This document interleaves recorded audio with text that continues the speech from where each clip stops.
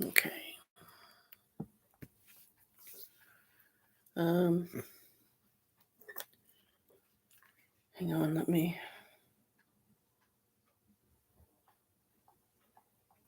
let Brooke know that I'm on.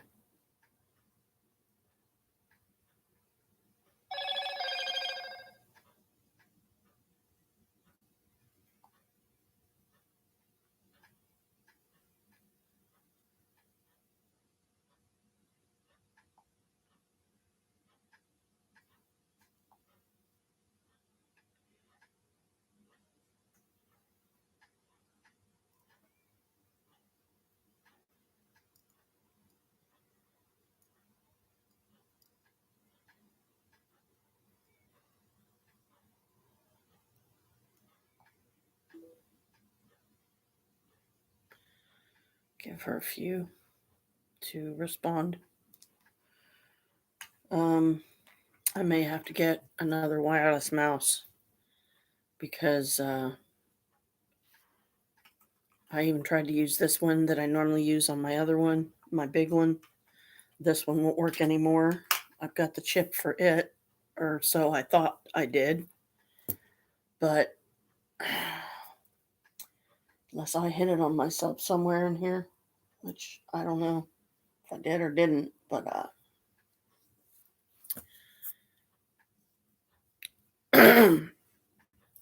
I said that it's Imbolc Part 2 delayed because I don't know when I'm going to feel up to doing Part 2 because I was going to do like a whole ritual and do a circle casting and everything like that. So, but at least yesterday, I drank water all day.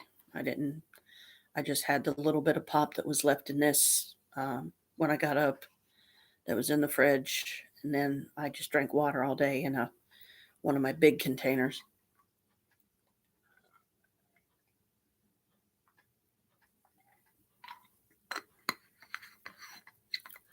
So I figured that warranted that earned me being able to do a Coke today. And after I get this Coke drink, I'm going to try to make myself drink more water again. I hate when my nose is dry. I had a nosebleed this morning. I was using the bathroom and I think I just nicked it because I felt something dry in my nose, so I got it out with my finger. But when I did, I think I nicked the inside wall somehow or something. So, because then I went like this to wipe my nose for some reason because I guess I felt wetness and right here on this finger and it splattered on my top and went like this. I was like, oh no, or wiped it on my hand or something. It's just the right nostril. It wasn't like both nostrils. I think it's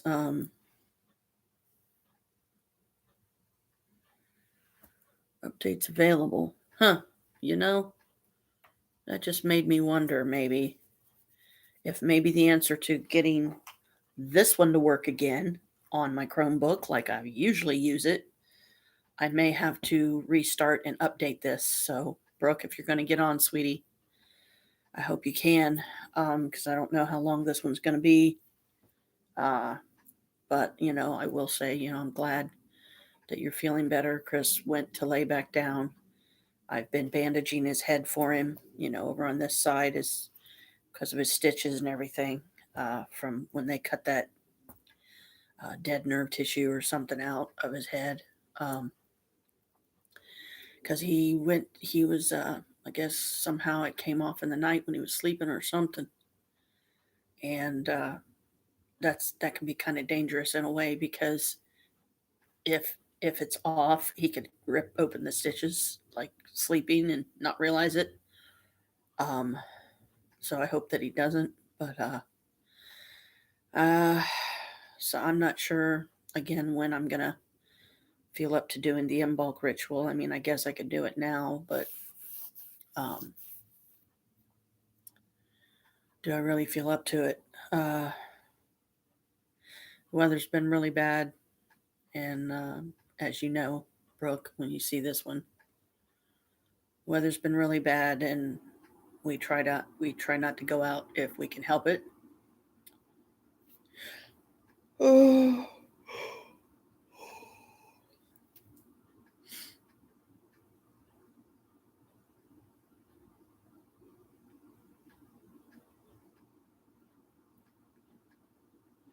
I'm just kind of at a loss for words, but I hadn't live streamed in a while or a few days or however long it's been since my last two. I think it was like the day before or something, Imbolc, which was February 2nd. Imbolc was February 2nd. So it was probably February 1st. But I just trying to, I guess, I'm trying to gauge phlegm in my throat for some reason. Trying to figure out if I feel up to it enough to do it. Um, but I'm gonna give it some time to see if you actually are able to pop on this time. If you even get my message, um, I guess I could message you through Signal as an extra way to message you. Um,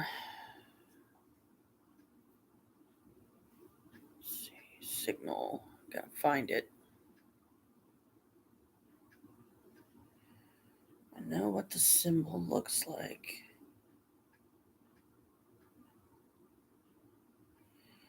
Signal. There you are.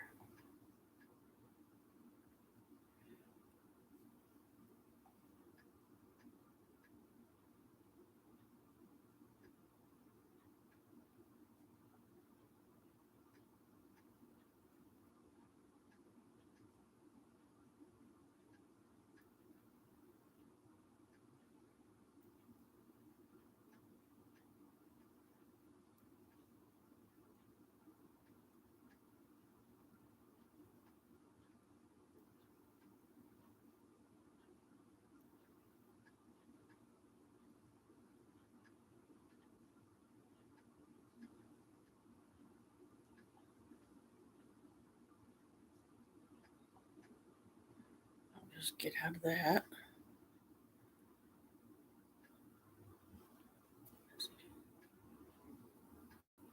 Oh, I think cats.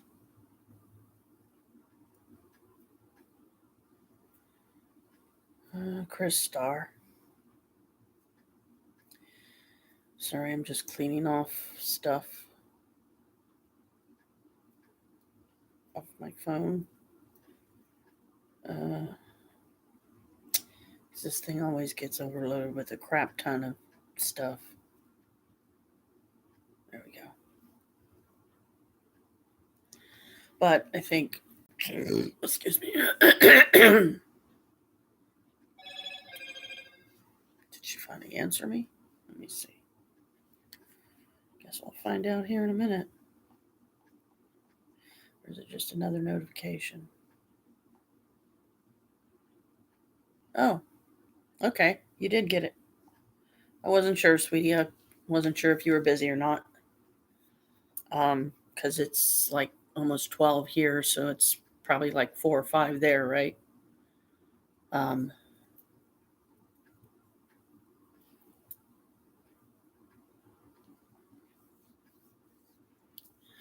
just wiping my lips because they're kind of dry. Um, and I messaged you on Signal too because I wasn't sure if you got the other one, the first one that I sent, because um, I know that the last time I actually talked to you on the phone. Hi. I was just saying the last time I talked to you on the phone over at Mom's, um, you said that you missed some, not the live streams, not the last two live streams, but I messaged you or something and you didn't get it. So I messaged you on Signal. I'm good. I messaged you on Signal and I messaged you on the regular one. So, because I know that, you get busy with the boys and stuff, and I never know, when is a good time, to catch you, because if you're doing something important, with the boys or just daily stuff, I don't want to interrupt it too much, but I'm okay. I was trying to determine if I felt up to doing my Imbolc ritual on here. Um,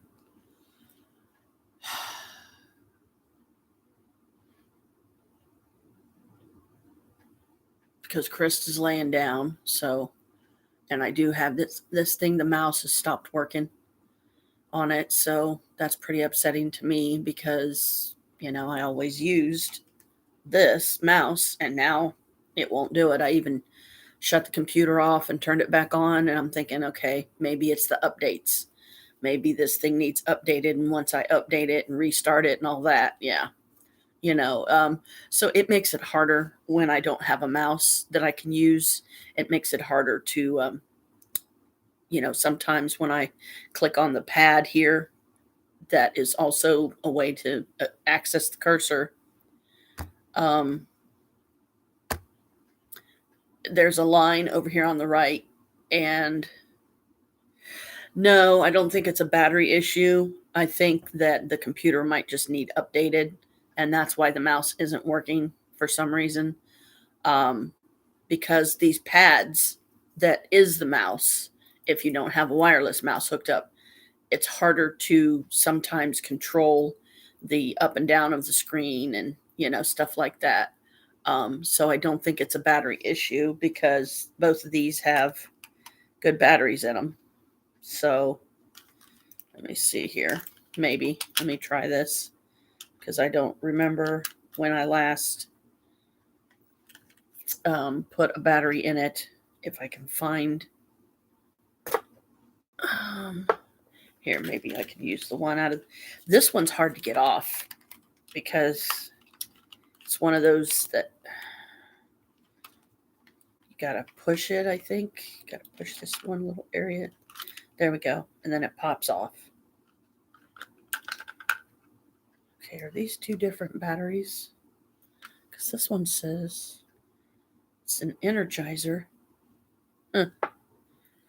Well, wait a minute. What am I doing? I mean, I can try it. But Janet, you dum-dum. That's the one you just took out of there. Okay. And I'm trying to put the back on the wrong one. Let's see. Let me put this one in here. Let's see if this thing's going to work now. I may have to get a new wireless mouse, and I hope not because I really don't have the money. Let's see. Do I have my cursor?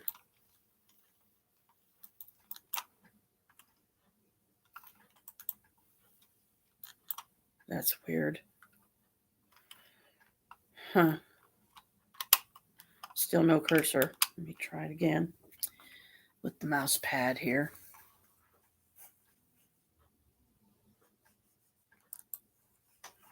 Still trying it to see. Okay.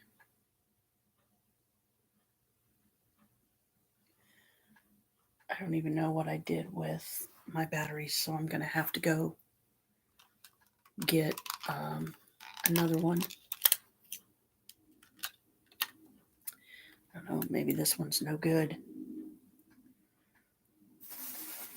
Because I hate throwing away good batteries. Michael has asked me to ask if you're still going to see him on his birthday. I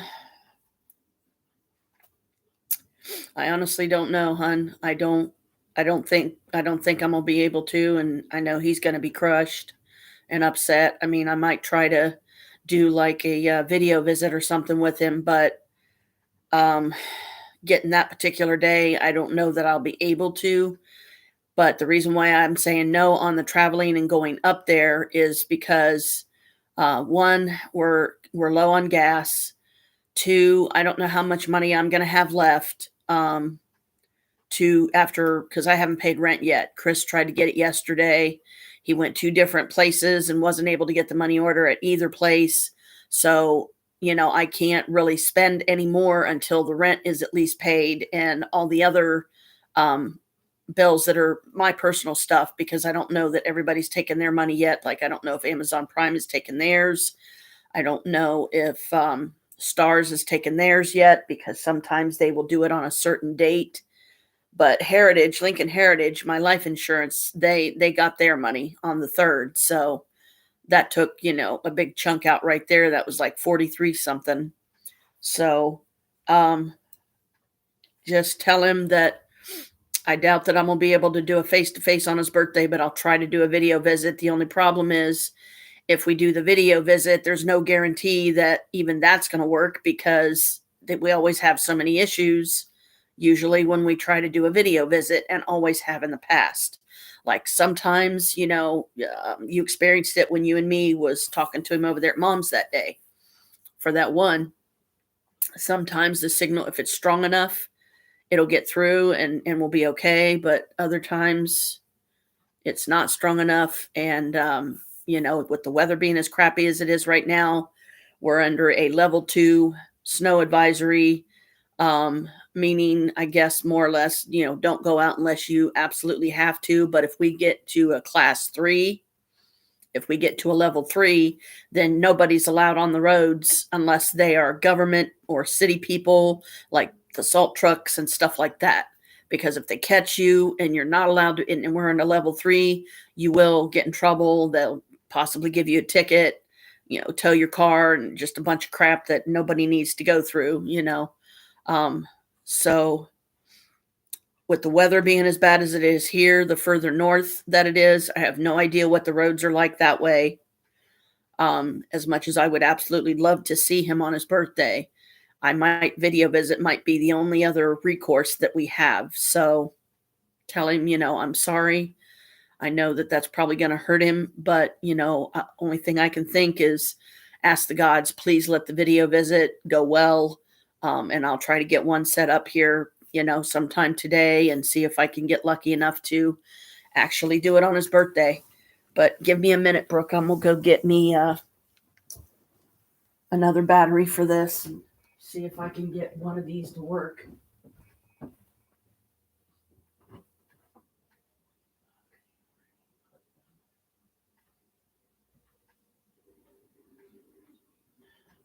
Still in here. Yeah, here they are. Just got to make sure I get the right ones. Nope, that's AAA. Here's the AA's.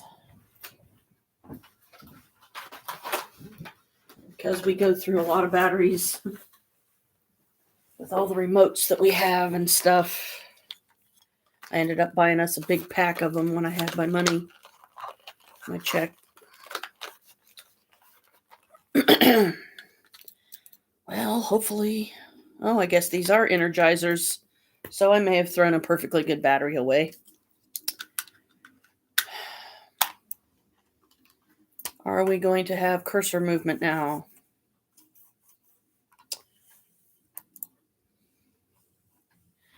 It's still not doing it.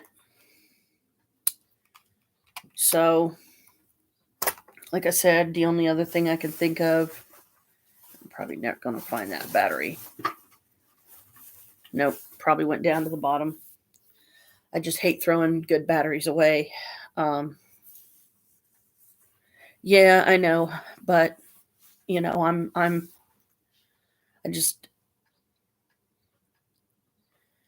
know how he can get upset. Because he's like, Mom, I asked you weeks ago and you should have set it up then. Well, Michael, I can't promise that. I can never promise that, because until everybody gets their money, all my bills that are going out, all my personal stuff and Lincoln Heritage, and then of course my payment with Mariner, I cannot determine how much I'm going to have until all of that is paid. So I'm kind of at a loss as to what I can do or can't do right now. Um, but I will try my very best to get a video visit at least set up for his birthday.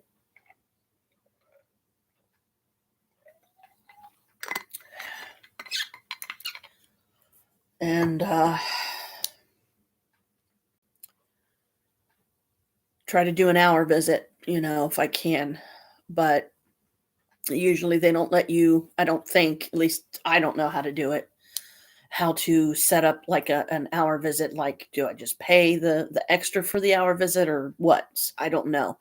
Or am I going to have to wait until the 30-minute visit's in action, and then when a few minutes before it's ready to expire, then go ahead, that little window pops up and it says if you want 30 more minutes, then you got to pay another $9.90 or whatever the heck it is now.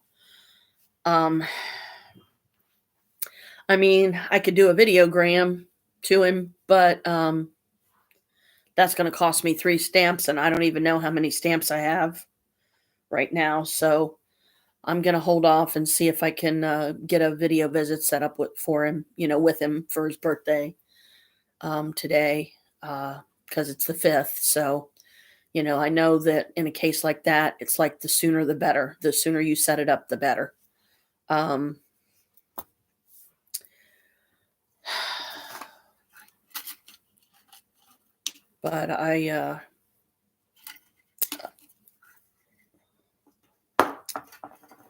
we've got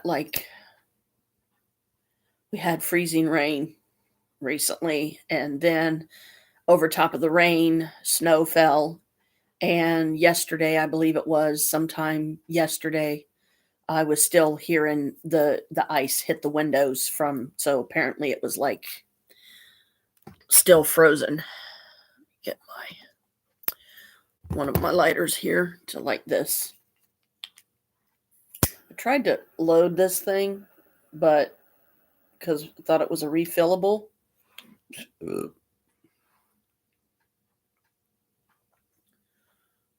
But it wasn't. It turned out not to be, because when I put the fuel in it, it wouldn't fire at all.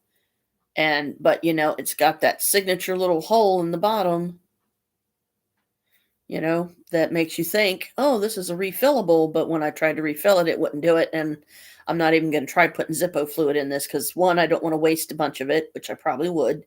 Two, not the propane, the butane in the can that I tried to fill this with. If it ain't going to take that, it's not going to, very likely it's going to take the other for sure, because this is a torch lighter. See, you can you can barely see any kind of flame. But let me see here. I'm trying to think. You just do schedule 2 30-minute visits. Oh, okay. Okay. I'll try to remember that. Hopefully I'll remember that. Let's see what else is going on. Because of the weather, obviously we haven't been going out much. Talked to Alicia. I think it was yesterday, day before, something like that. Chris sent her a picture of the stitches in his head. Actually, it's this side on his, where they cut that spot out of his head that was like swollen, and they didn't know what it was, but they said it was just like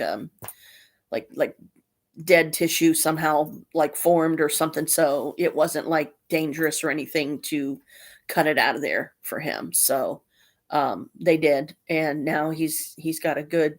I mean, the freaking incision's probably about that long, thereabouts.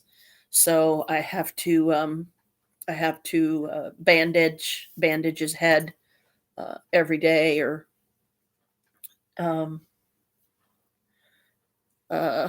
every so often, or whatever. I mean, because I don't know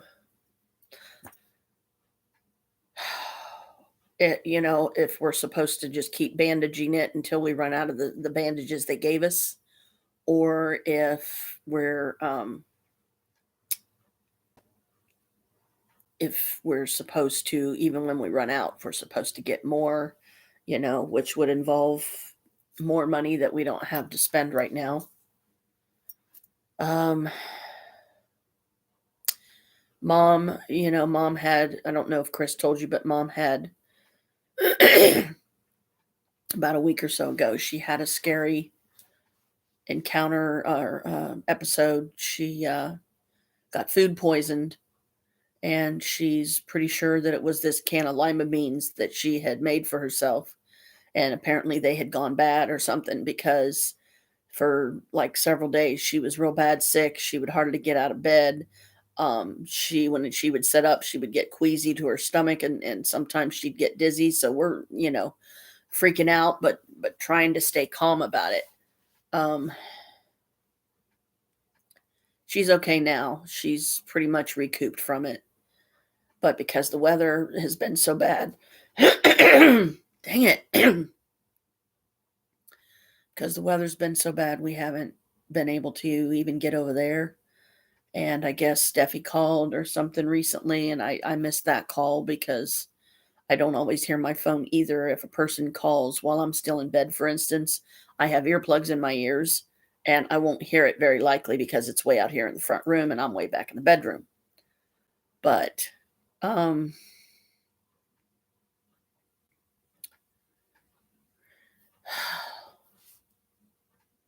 yeah, she's okay though.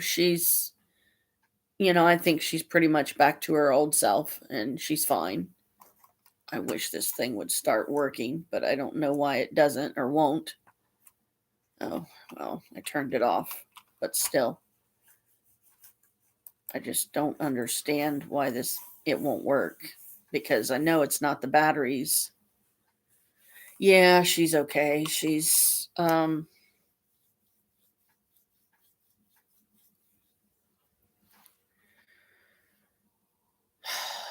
says after that happened though, she's going to be um like even scared to death to ever eat any canned vegetables again. Um but here's the thing. A bad habit that Mom and Jim seem to have, and I'm not Steffi is not like that. She tries to keep, good fresh food in there for them as much as possible, good, canned goods that are not out of date, but sometimes they'll get vegetables and stuff that's out of date, and it'll just sit in their cupboard and sit there and sit there and sit there and sit there. And then when they get it down and decide to fix it, there's no guarantee that it hasn't gone bad. Nobody thinks to check the date on it. And if it's past the sell by date, or certainly if it's past a year, if it's been more than a year, then don't use it. Just throw it away, because we don't know, the shelf life, at least I don't, of canned goods. So you're really running a risk if you use a canned good and fix it for yourself and don't check the date. And with Mom's eyes being as bad as they are, she didn't think to check it, and my teeth are hurting for some reason. It's kind of scary. My jaw's been hurting. Maybe I should start rinsing my mouth with the mouth rinse again to kill any infection or something that might be going on in there, because I'm still not brushing like I should, and still don't have another dentist, set up. But on a positive front, when Dr. Questel finally did get my blood, and he ran the test for it and everything, we got the results back, and Chris said my A1C is fine. So they're not saying, they don't seem to think that it's diabetes or anything like that, which makes me extremely happy. But I still seriously need to cut down on the sugar, because now I'm starting to notice how my body feels when it's really, begging me, we need some water. Because I know what it is. My kidney will start hurting. One of my kidneys will start hurting. And what really scares me is when I get random pains in my chest. And then sometimes I'll get it under my left breast. And that scares me because it's random. And, I'm thinking, okay, I hope that, there's not something going on there, because the only way that I could get a breast exam is if I did a mammogram. And I really don't like doing those, because they squeeze your boob in a vice, and that hurts. And not to mention, they're exposing your breast to, radiation when they use the machine to take those x-rays to make sure you don't have cancer. And I don't need something causing cancer.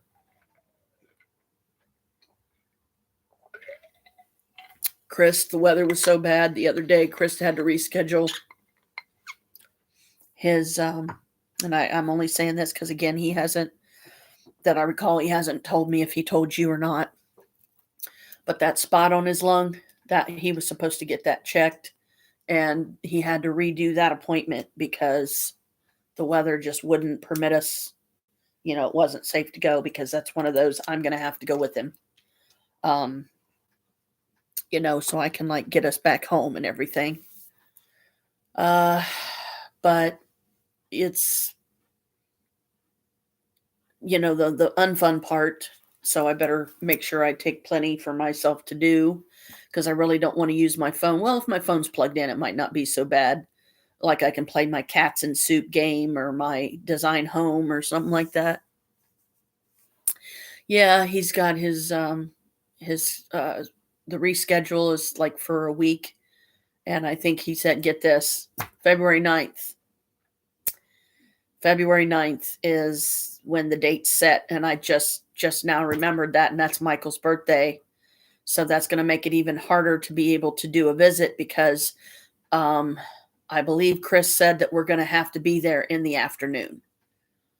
So I may have to do it the day before his birthday or the day after or something, just to make sure that at least it's as close to his birthday as I can get, because I don't think it would be doable to try and do a video visit with him, having my computer in the car, because that's the only way I would be able to do it. And I would definitely have to make sure that it was plugged in and charged, but I keep my computer plugged in all the time, and the battery, I need to stop doing that so much, because keeping it plugged in all the time can actually, I guess, shorten the life of a computer, even though it's off. If it's plugged in, it's still getting power. So, but yeah, we'll definitely let you know how that goes. And if I think I can pull it off and do it on the 9th, I will, but I'll have to take my Chromebook to do it. And I have, oh no, I can't use my Chromebook. That's right. Because we had to end up using Jim's upstairs to be able to do the visit with Michael. And we ended up missing a few minutes of it because I thought my Chromebook would work and it won't. And taking my big computer, my big laptop, yeah, I suppose I could, but there's a lot that I would have to unplug and everything to do that. So I will try to figure something out. Yeah, I know it won't work. I remembered that it didn't work. We had to use Jim's that day. Oh, golly. Yawn and stretch. Yeah, it is. This thing is saying it's unstable. Yeah, this thing, it kind of went offline for a minute and then came back on. So I don't know what that was all about. Yeah. I hate when this thing does that. So it's becoming a pain in the butt, and it's especially not having my mouse and everything.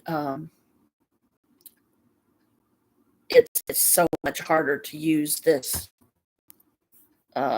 this plate that is supposed to be your mouse, because the plate is what usually. Yeah, that's what I'm thinking, because the weather is still crappy for sure. I mean, there's definitely still snow and everything, and it's not anytime going to be melting or anything. I don't even know what is the temperature outside. It's no, it doesn't say. I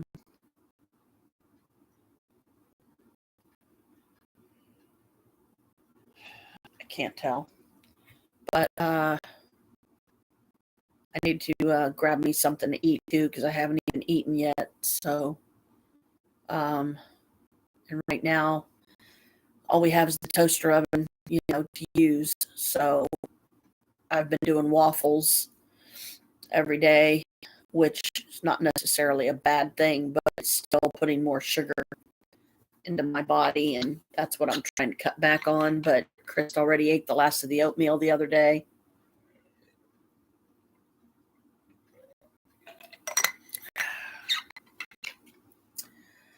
But that's okay. I can take you with me because I have this thing unplugged. So,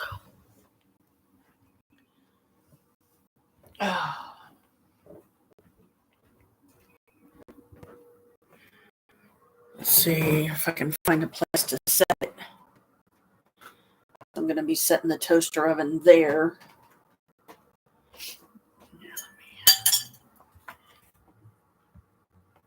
There we go.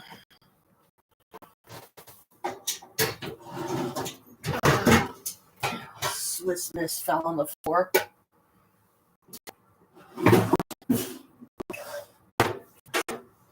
Freaking roaches. Yeah, this thing's pretty big.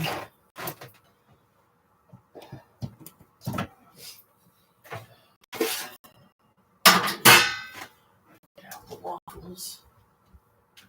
Well, at least we finally got our new fridge. Isn't it nice and pretty?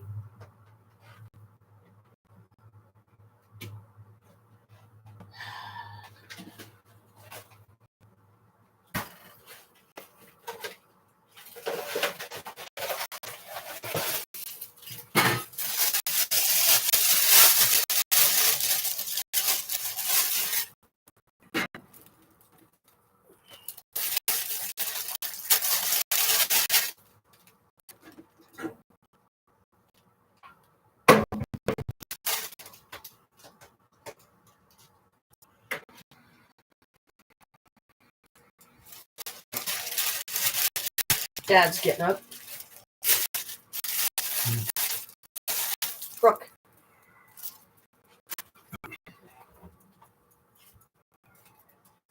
Yeah, his favorite funny thing now is, I got another hole in my head.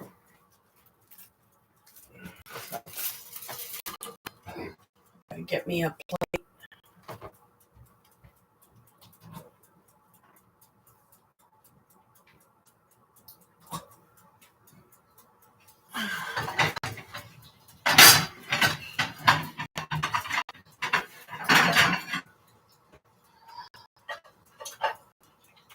Be extremely careful because I don't want to break these.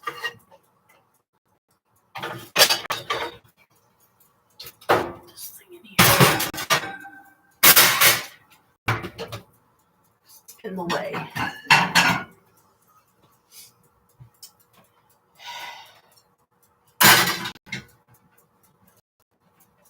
Usually I do, because these are small, I do like 4 of them and I'm full.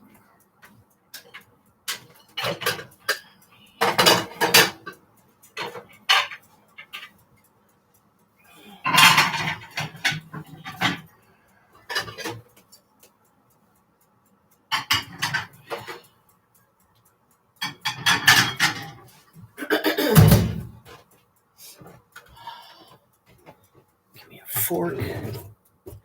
She says, hi. Hi, Papa. Get out my squeezable butter. I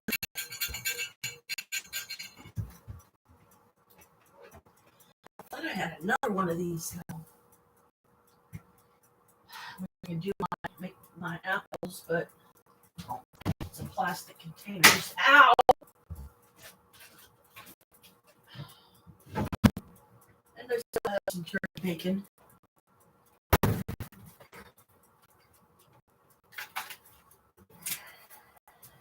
Sorry if I'm in your way.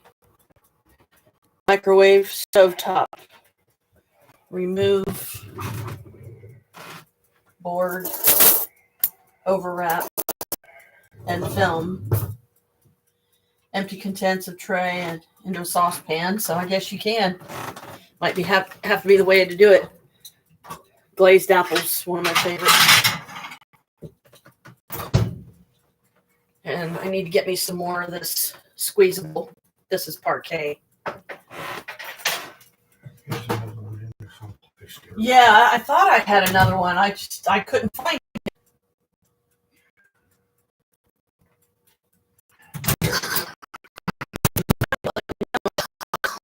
This is just maples.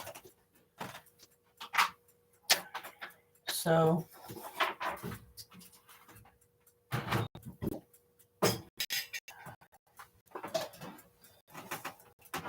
still learning the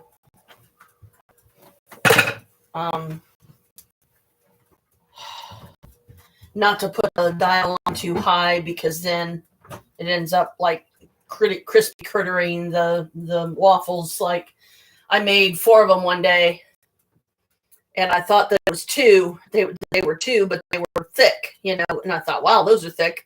So I put 2 in there thinking it was 2, but it actually turned out to be 4, and 2 of them were crispy crittered. But I thought, well, I'll go ahead and keep them and put them in a container, and if they don't get eaten, I guess we can always throw them away.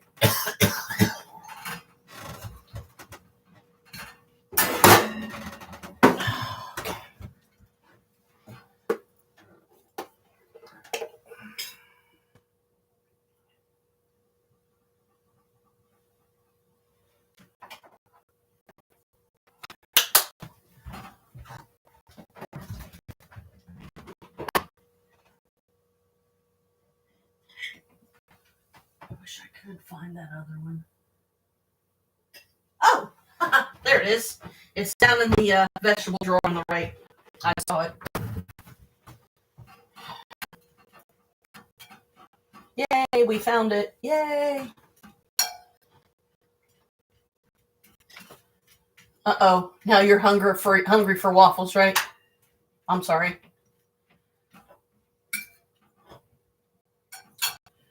I only do 2 at a time, though. I mean, yeah, I suppose I could do more than that, but how much can you really fit on a plate? I suppose I could fit 3 or 4 on at the same time. But I don't do them that way.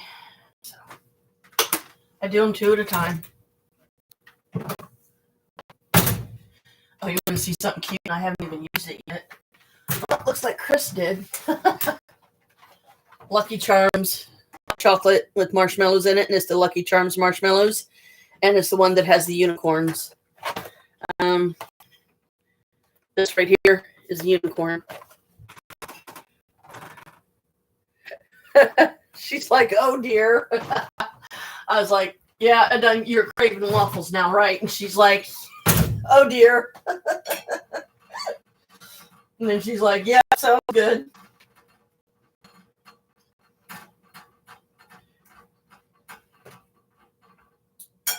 So I am probably going to make these today. So I'll keep them on like a top shelf or something. I'll put them on top of the eggs.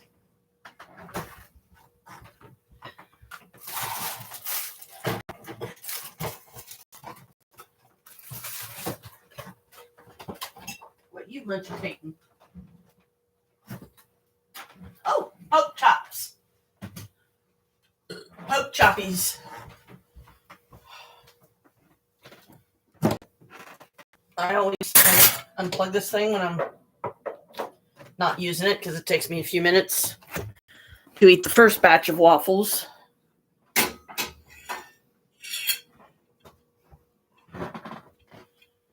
boo! There's your boyfriend. He just walked past my feet.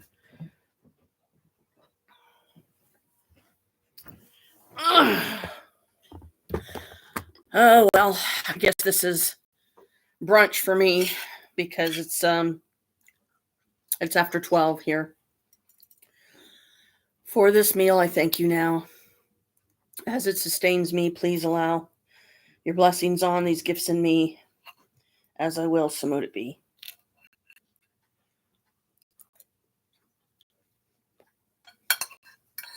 A live stream, huh? You get to see me stuff my face.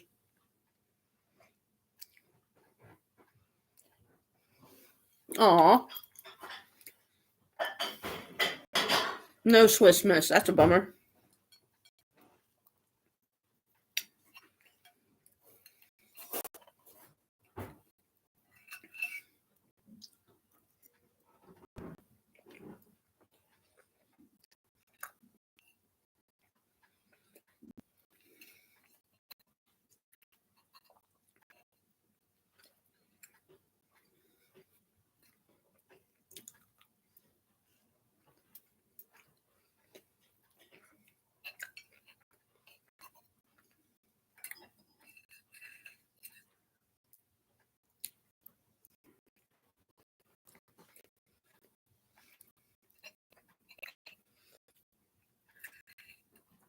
Yesterday I found a channel that I used to watch, but haven't in a while.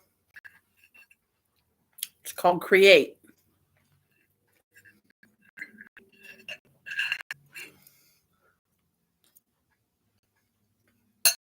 It has different creative projects you can do.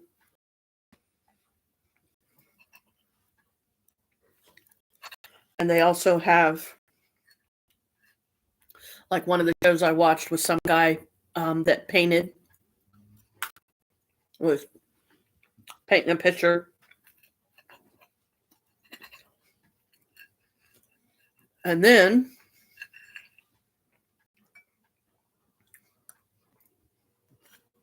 I don't know if it was a creational or a different one, but I actually found a program where it was in England, London, England. And I don't know what they call them. You would know. But it's a type of agent, I guess, helps couples to find a place. It's called Escape to the Country. So it actually was Create. Helps them find a house in England. And as I'm sure you know, sometimes they usually show several houses before the couple picks the one out of all that have been shown that they like the best.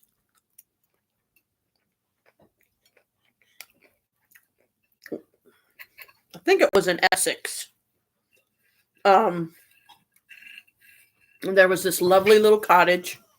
It was black and white. And the couple that he was showing it to as one of their possibilities of, will this one work for you? Because I think their budget was like somewhere in the 400 something pounds or whatever. 400,000. Wow. Out of all the places he showed them, I had a premonition. They're going to pick the black and white cottage. And that's the one they ended up picking. I've never seen it before. I've never seen that program before then. And I was like, oh, I was right. Because if it was me and with all the ones that they were shown, oh yeah, I would have picked that one because it was a beautiful little cottage. I just remember it was black and white. I don't remember the address. I believe it was in Essex.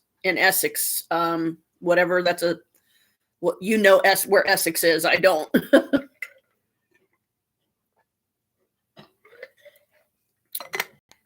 But every house that I saw up until 5 o'clock when the news come on, and I told Chris, I said, go ahead and change it if you want.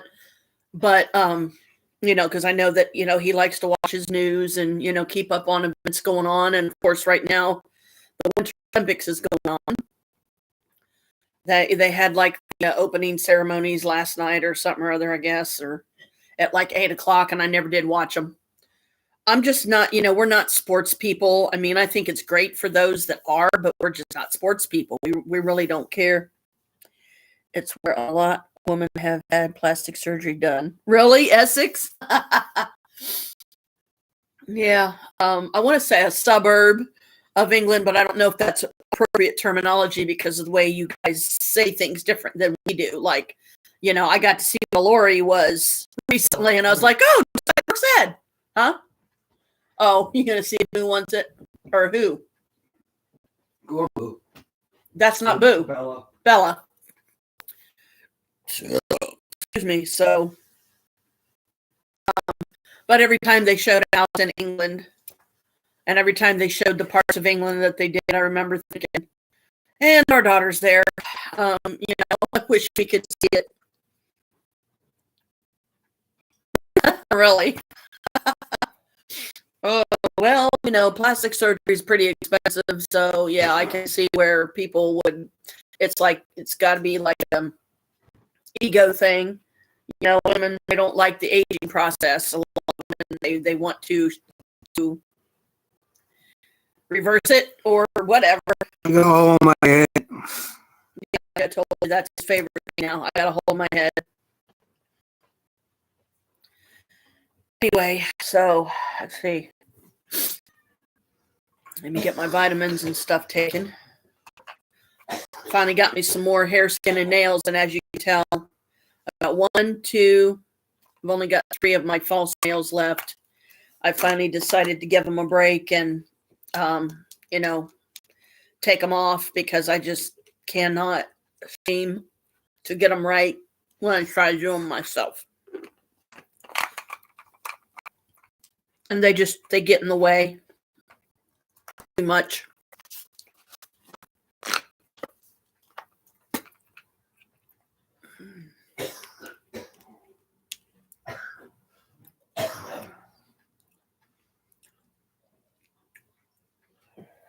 My Reva.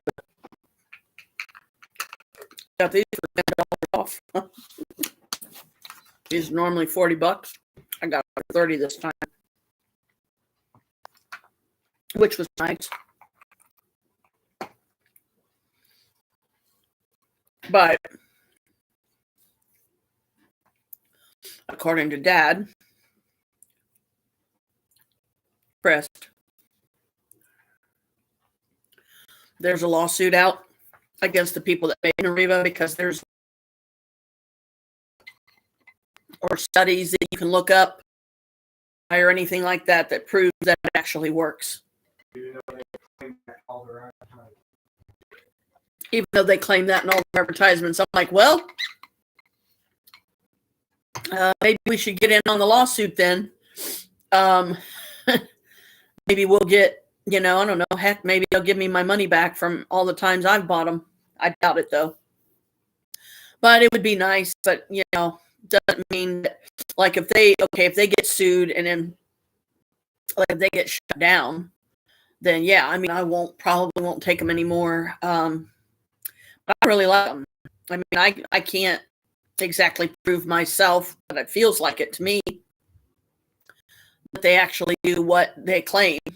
That they help you with memory, help you with focus, and, different things. It's on the front of the bottle.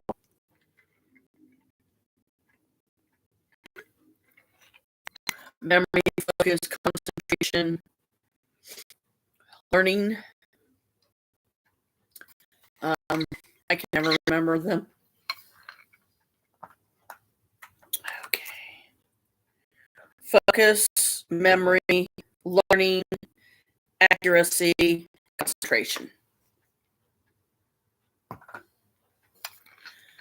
So that's kind of sucks because, I really like them, but do they actually work? I don't know that even I can prove that. So, I guess I'm gonna go in. Did you put the toaster oven away already? No. Okay, good, because I'm gonna make me a couple more. Because they're so small that it takes 4 of them to kind of fill me up.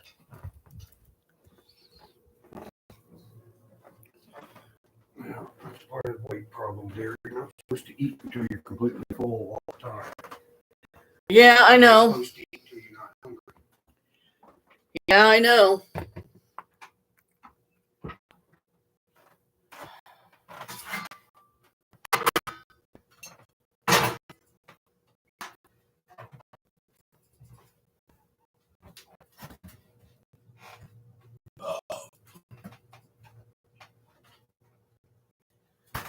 And he's right, so I guess I'm just gonna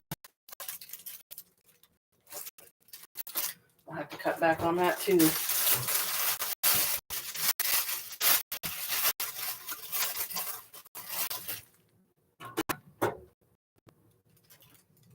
Trying to get it about the middle of the tray.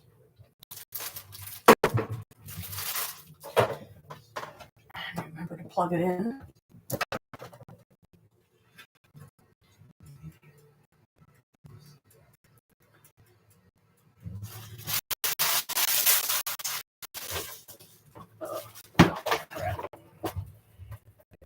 this box. Throw it away.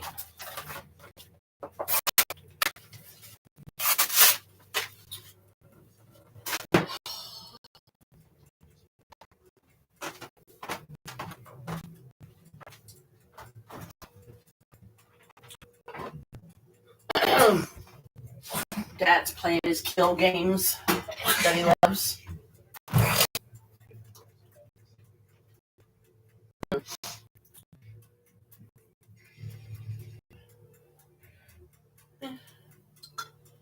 And I do hope that he'll keep these little glass bottles. Because these are nice bottles. This is a Simple Truth Organic Grade A Amber Color Maple Syrup. Getting them out and ready. Because the other one in the plastic bottle, that's just syrup that I'm trying to get used up that we've had a while, so it's not going to waste. We had margaritas the other night, but I was only sipping on mine. I wasn't trying to it's good. The maple syrup, you got to be careful when you pour it because it does have a fluidity to it. So I don't want to put too much on it, and then it feels like I'm taking a bottle just down in it.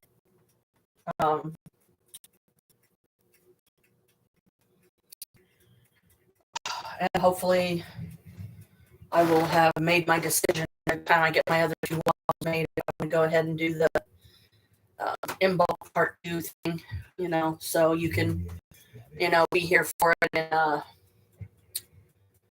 witness it or see how it's done or, whatever. I know you like that because I think let's see, what was the last? I don't think it was Yule. I think it was one in the summer. One of the Wiccan holidays in the summertime. Would have had to have been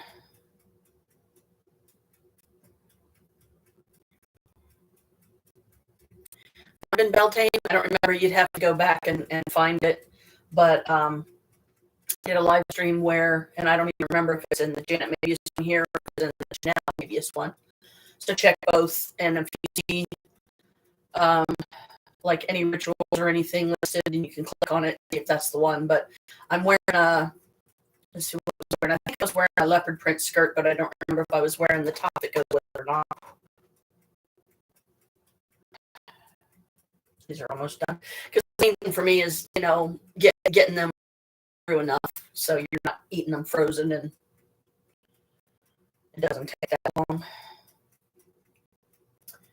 I will certainly be more careful from now on when I do it, because I'm still learning this toaster oven, and there's the ding.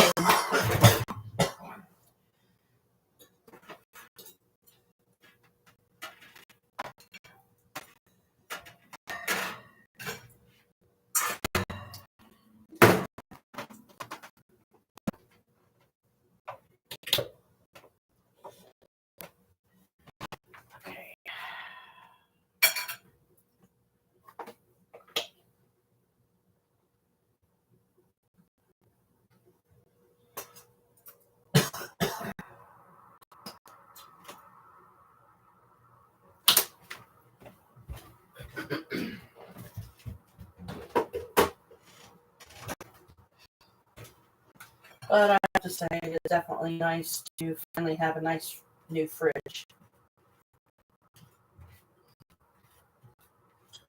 So we've been here 15 years.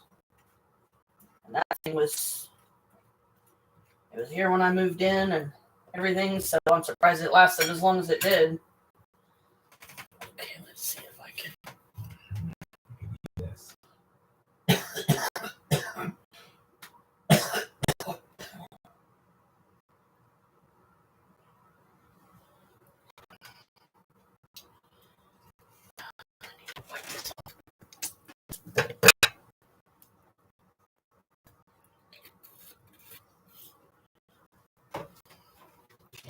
These are nice glass bottles.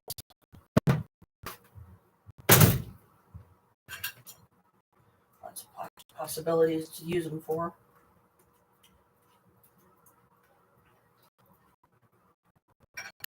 Oh, wouldn't that be an interesting live stream? Let's make syrup today. Ding. Let's see, Mom here. All right, in we get. And could be good. Leave Bella alone. Oh, goodness. Whoops. There goes my fork. Dadgummit.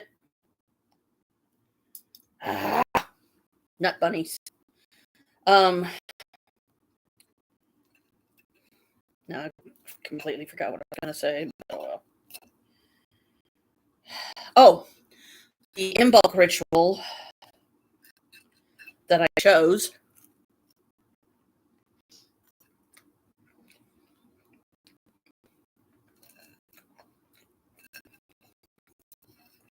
because I never did find my. I've got another copy of my Wicked Solitary Guide around here.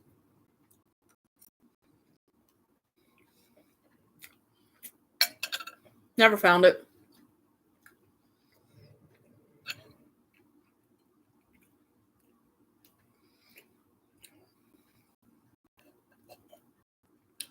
But the book that I did find a Imbolc related in it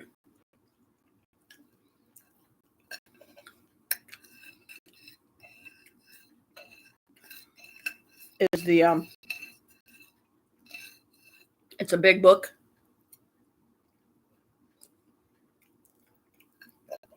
And it's called The Solitary Witch of a Ravenwolf.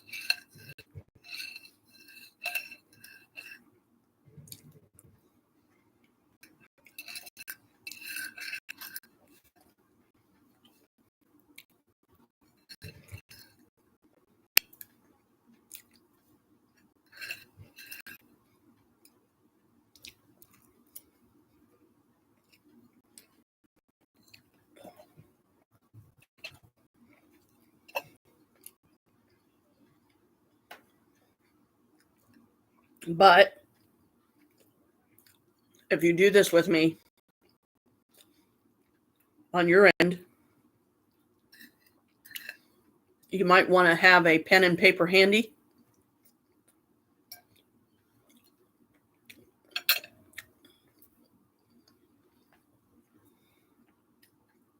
Because there is a section that I'll be reading that when you get down to like towards the bottom of the page, it in parentheses, it says, insert wish here.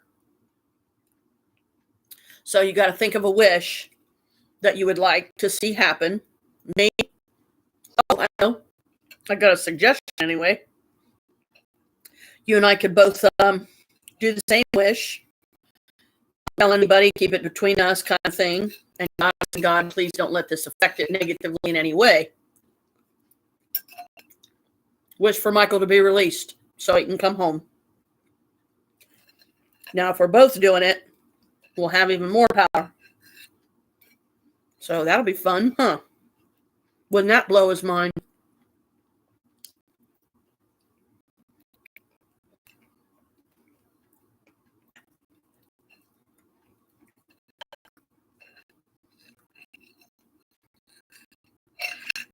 Because they say when you do wishes, I mean, you can wish for whatever you want, sweetie. I was just throwing it out there as a suggestion.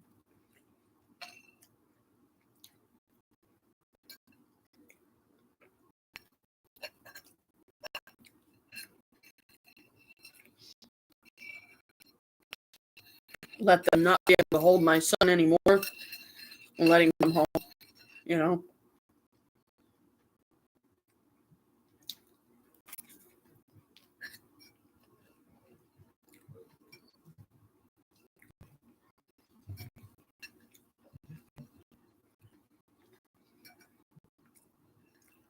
Hi, Kalika.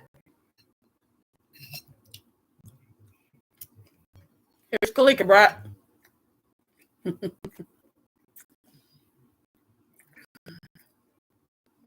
My brat kitty. One of them.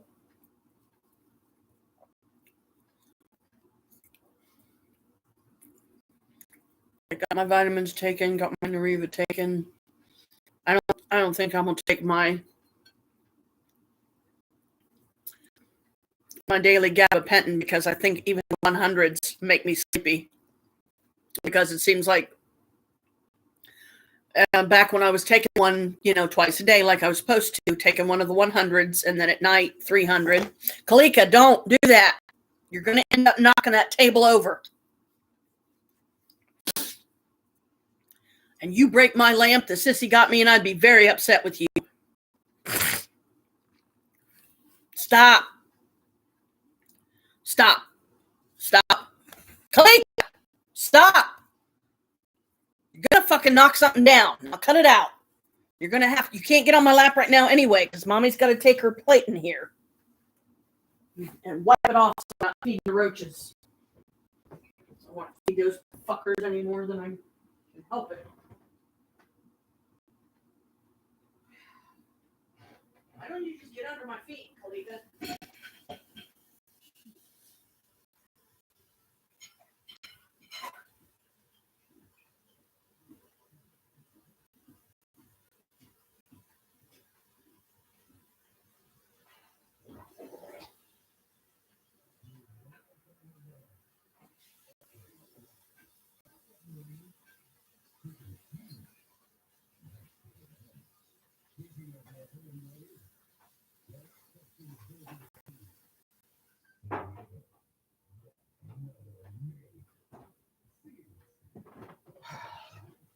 Meow.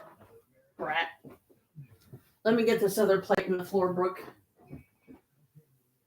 Chris was eating a pork chop and he gave Bella what he didn't, what was left. Or, I don't know.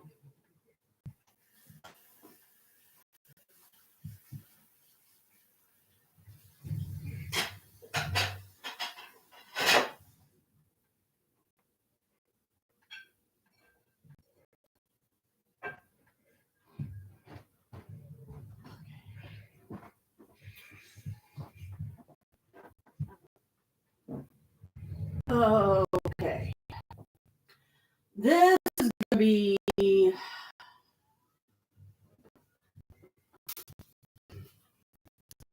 difficult. Those poor things need washed off anyhow. All right. All right. Let's do this. So, just think about your wish and whatever, like I said, I think, because I couldn't think of anything else either, and not that Michael's any less important, because he is, but sometimes when it comes to the wish, it's not always easy, like, gosh, there's so many things I, wish for. What should I wish for, and it's hard to do just one. So, all right. Let me get my stuff here. And I think I'll use the wand for this one. If I can get it, that is. My pretty pink wand that Maria got me. All right. Here we go. You gonna help mommy with the magic here, huh? You gonna help mommy with the magic? You gonna add yours to it, huh? Meow! You're about silly, you know that? Okay. May the powers of the One, the source of all creation, all pervasive, omnipotent, eternal.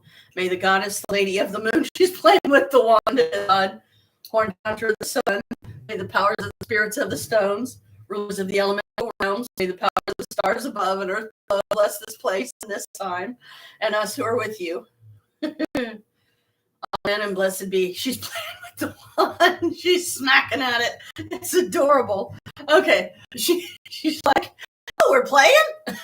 Well, kind of, I guess. Thrice the circles cast around, evil sinking to the ground. Thrice the circles cast around, evil sink into the ground. Thrice the circles cast around, evil sink into the ground. Around me I cast the circle of stones. Not that love may enter within. Not that love may emerge from within, or just by your powers, old ones. This circle is sealed. Air, fire, water, earth, elements of astral birth, call you now, attend to me. In this circle rightly cast, safe from psychic curse or blast, I call you now, attend to me. Cave, desert, sea, and hill, by wand, blade, cup, and pentacle, I call you now, attend to me. This is my will and my request, so mote it be. Okay, Imbolc ritual, mommy playing with cat and with the wand. Okay. LBRP, you always got to start in the east. I don't know why, but it's a pentacle. Yod, hey, va, hey.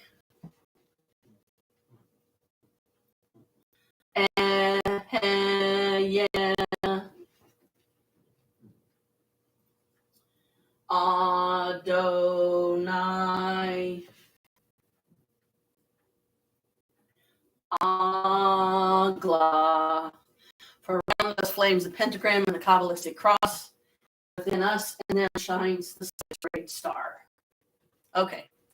Part of it's done.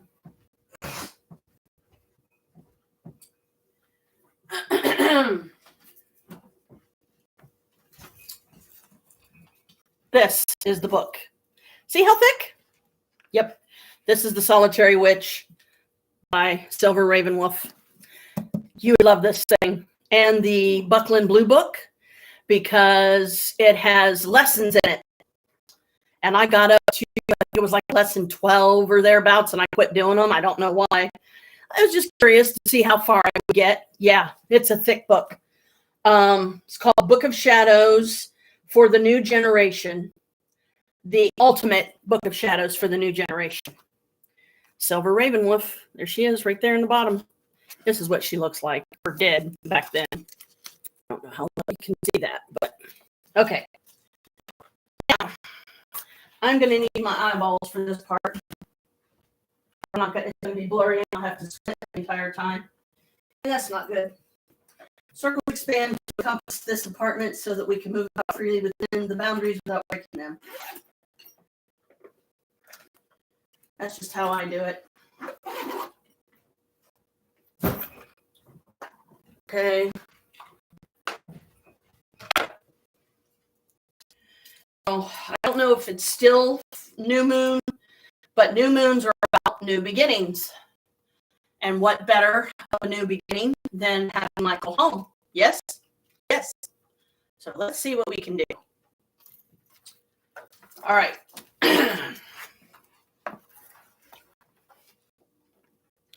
Imbolc / Candlemas invocation.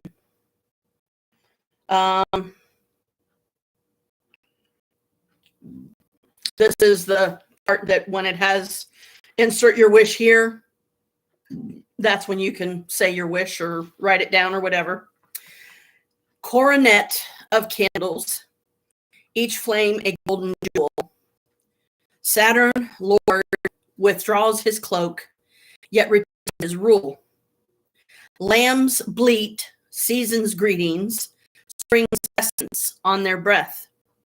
The sun pays homage to the sky in Aquarius.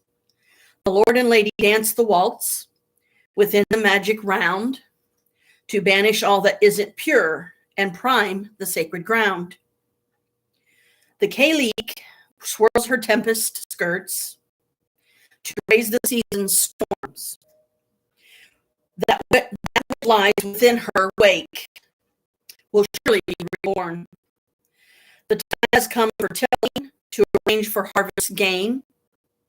The right amount of seed and skill, of wind and sacred rain are needed to perform the task of planning for my future. I conjure such by breed or bride's bright word, Bridget, let's say Bridget's bright word, and nothing will refute her because it's the same goddess. The cat that leaps is not the cat that lands upon the stair. I conjure things that others think appear from thinnest air. Yet superimposition reigns, my choice a pattern set. And then insert what you wish for here. So your wish, my power grows, the light ignites, desires manifest. I wish for our son, Michael Maybe, to finally be released from Marion Correctional. The sooner the better. Today isn't soon enough. By his birthday would be awesome. By Valentine's Day would be equally awesome. But his birthday, now that would be some serious magic. So I wish they no longer have, I wish for them to no longer have a reason to hold him, that they have to release him, and may they, none of them that can and have the power to release him, ever have peace of mind again until they do release him. So be it. Now, here comes a little bit funner of a part. It's all fun to me, but magical ideas for your Imbolc Sabbat ritual. So Imbolc is a Sabbat. Add a circle of white candles to the altar setup, each one representing a goal you would like to achieve in the coming year. Empower, then light during ritual. Banish winter by burning paper snowflakes, carefully, of course. 3, empower ice to banish negativity. As the ice melts, so the negativity will drain away. Pour water off your property. So go somewhere as far off your property reasonably as you can to pour the water. Next, plant seeds to be cared for indoors, or buy an indoor plant and make friends. 5, bless your pet and give him or her a safe amulet for his or her collar, or place in a protected area, like on the cage for smaller animals, under the bed, something like that, if they have like a little doggy bed or a kitty bed or whatever. 6, purify the house with the house blessing ritual, incorporate it into the Sabbat, or do one separately. Next one down. In ritual, offer milk to the gods, then pour outdoors on the ground, or leave in a bowl for the animals. Next down, do a vision quest, meditation on the wolf totem. And lastly, Imbolc is a fire festival, falling in the fixed astrological air sign of Aquarius, which oddly enough, Michael is. The magic that you do during the time period will have long-lasting consequences. Uranus and Saturn, modern and classical planetary rulers, respectively, bring the ability to make sudden changes, reach for rewards, and learn how to interact with authority figures. Now, just a little bit of a backstory on Imbolc, and they have another little thing over here that tells about it. Imbolc, other names, Candlemas, I can't even pronounce that, Oimealg, Imbolg, Imbolg, Brigantia, Lupercus, Distan, Lupercalia. Date, February 2nd, or when the sun is at 15 degrees Aquarius. Meaning of the word, Imbolc means in milk. Pretty interesting, huh? Primary focus, new growth, end of winter, rituals of purification, offerings to deity, candle rituals. Age of holiday, unknown. Popular mythos, milk on the ground, associated with the goddess Bridget, laying the K-leek to rest, Lupercus, wolf god in Italian witchcraft. Astrological sign, 15 degrees Aquarius. Planetary ruler, Saturn, which is also my ruler. Classical astrology, Saturn is classical astrology. Uranus is modern astrology. In Celtic legend, the months from Hallowmas to Candlemas, called the months of the little sun, were ruled by the K-leek. I don't know if I'm pronouncing that right, but it's spelled Cailek. Leach, or as she is sometimes called, the Kayleek Beur, Bheur, a Scottish female deity that begins winter by washing her plaid in a whirlpool. The Kayleek is not a lady to tangle with, as she is depicted as a wild hag with a venomous temper who hurries about with a magic wand in her hand, switching the grass and blasting vegetation to unite the forces of sun, dew, and rain. Her rages are the spring storms. At Imbolc, she leaves by raising the tempests in her wake. Brigid, on the other hand, a far more sensible goddess of healing, poetry, and the forging of fire, extends her blessings on this day, and it is to her that most generic and traditional Wiccan groups pay homage. So there you go. Your first ritual with me. How about that? Let's see how quick it happens. It'll be interesting to see for sure. And now I can put my book back down here because I'm done with it. Because that's the main reason I was keeping it out. I was keeping it out because, oh, another book you might find an interesting read. Called The Celestine Prophecy, the 10th Insight, James Redfield. This book is interesting. It's a mind, not mind, to me it was mind blowing, but to others it's, they could care less, kind of thing. So, hopefully this particular magic, and if it is new moon still, by the I know what word I'm looking for.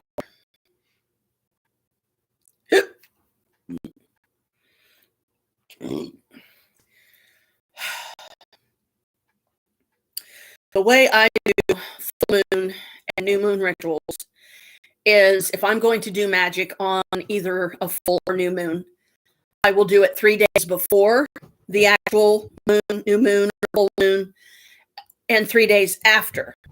So I know that the full moon, there was definitely a full moon on the 1st. I think it was thereabouts because it was the day that I watched Magical Crafting by Brigid, and she was doing a shrine to Brigid, as a matter of fact. And I fast forwarded to the finished product. I really didn't have the patience to, sit there and watch the whole thing through. So I just went to the finished product. It was really cute. But, here's, it would be different if I was making the shrine along with her. And she also, on every Wednesday, she does, it's called this Magical Crafting or something about come plan with me or something like her latest. She does her own date book, basically, witch's date book of sorts. She will write down the moon phases. She will write down goals that she sets for herself. She makes all of her templates. She gets a book. The book has blank spots in it, and then she puts hers over top of it. And it comes out so stunning, so pretty. You would love it. But so 3 days before and 3 days after, and I'm pretty sure that I anticipated that even on the 4th or the 3rd, that was still within the new moon bracket by my standards, the way I use it. Now, not everybody does it that way, but then, hey, whatever feels right, do it, So it'll be interesting, if we get him released and he was home by his birthday, that would be 6, 7, 8, 9. That'd be 4 days from now. Wouldn't that be a trip? We'll see. Optimistically speaking, we'll see. But, still, it's fun to do. And, don't tell Michael, though. Don't tell him. We got to both promise not to tell him or let him know, because if we do, then we run the risk that it could ruin it somehow, unless he adds his own power to it and connects with our power. And then maybe it will intensify it, because then it'll be 3 of us. Okay. Come on. And here comes Maria. Maria. Nothing. I'm just live streaming. Brooke's on. Okay. You got nares. She She's got nanners in her hand.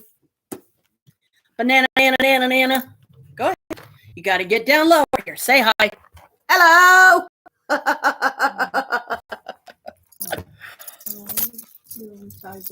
Nothing. Oh, I don't know. I have no idea. I want to order some of that thing. Oh, the Kloss. Okay. Yeah, the yeah, it's called Kloss. Oh, it says it right there. Klass. Kloss. Or horchata. Actually, rice. Yeah, rice and milk. It's really good. This stuff spoils you. It really does. That's another thing I got to be careful about how much I consume, because that's a lot of sugar. No, it's not, because they don't say you can add sugar, but we got it on here and here. Here. Let me read these. Okay, ingredients. It should not be no sugar in it. Sugar is the very first ingredient. How much? Titanium dioxide for color. Milk blend. What is that? I can't even pronounce some of these. Yes. It's so skimmed milk, powdered something, and I can't even. Natural flavors, silicon dioxide, guar gum, GUAR. Yeah, it's I had, because I had my laptop on the box over there. I just did an Imbolc ritual. Oh crap! You wanted to be a part of it. Damn it! I'm sorry. What? The Imbolc ritual. When was that? I just did it a few minutes ago. A few minutes before you knocked. I completely forgot you said you wanted to be up here for it. I'm sorry. She wanted to be here for the Imbolc thing, and she's like, "Hi, Maria. Good for you. Teach him a lesson. See if the dumb dodo bird head, bothers to call. Huh? My friend kept calling me because I wanted to get the keys for me. I didn't ask him. Answered him. Yeah. He thought I was coming. Nope. And it's like, I can tell you why, but, I don't know that it will do any good because, well, if it was me, I'd be like, I can tell you I didn't come to work today because William's being a butthead. He's not answering his phone like he should to his workers, and he's not being a very good boss. I have to go to Edge. I have to go to, what you call it? Goodwill Edge Hill. Yeah. I have to go there. Last time I went, I had to get some paper me and Chris got. Oh, yeah. Remember? Right. Long time ago. Oh, yeah. I remember. All that. That's where I have to go, the same place. And that's where he works at. Yeah. That's where William works at. That's his I had to get my pop and everything That's where his office. because I had it over there with me. No, he thinks he was there with his girlfriend. Probably. Carolyn. Yeah. Not even answering the phone. His slut bitch. Mm-hmm. That's what I call her because that's what she is. That's exactly what she is. She for every man's wife. Oh, I don't doubt it. I didn't know that. Yeah, Miss Carolyn, what a piece of crap. This is my Lisa Frank stuff, which I don't know if Chris ever. Did you ever call them, babe, to set that up yet, or no? No, I have you call. Oh, okay. Sorry, I guess I must not have heard that part. Only Monday before we can do that. Okay. Social Security office, they're closed weekends. Oh, yeah, that's right. And you can't even physically go in there anymore. Frank, it's Social Security? No. This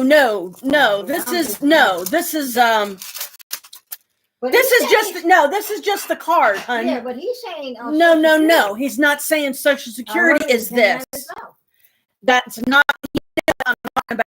I know what I'm talking about. That is simply to get my Lisa Frank card activated and get my checks transferred to that one. So it'll be direct deposited on my Lisa Frank card. Oh, okay.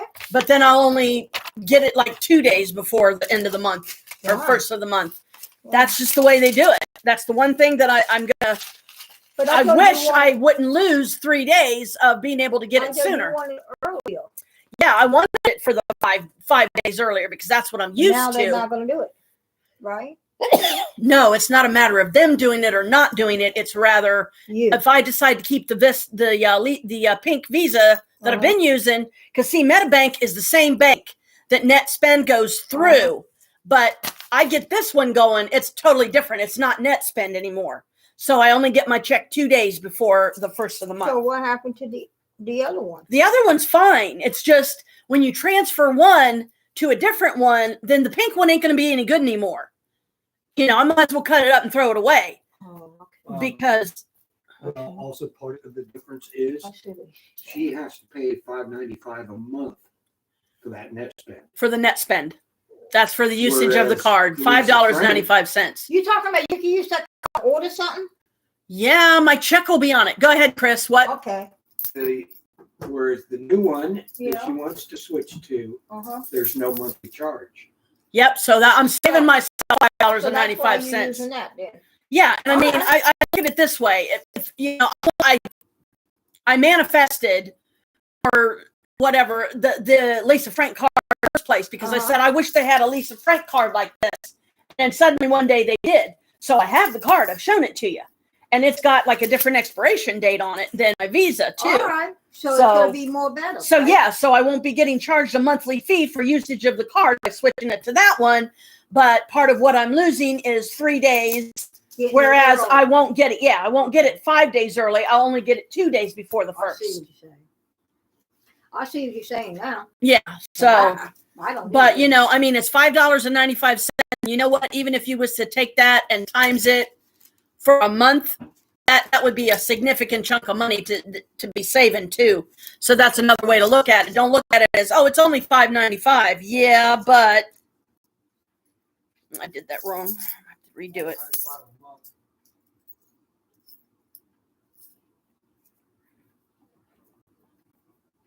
And it's Make sure. still so ice out there. I wonder if it's gonna be like that tomorrow. Calculator. So ice. Okay, 5.95. Chris, you think it's gonna be all ice times again tomorrow? 30. We'll go times 30. I don't know. $178.50. I'll be saving myself a month, more or less. I mean, when you add the $5.95. No. I did it wrong. $5.95 a month. $5.95 a month. Times it by 12, and that tells you how much you'll save in a year. 5.95 times 12. He's right. How much? I'm saving myself $71.40. That's for 12. That's for a whole year. That's good. Yeah. How much was the other one? The other one, well, I mean, again, you know, you only get charged the $5.95 each month.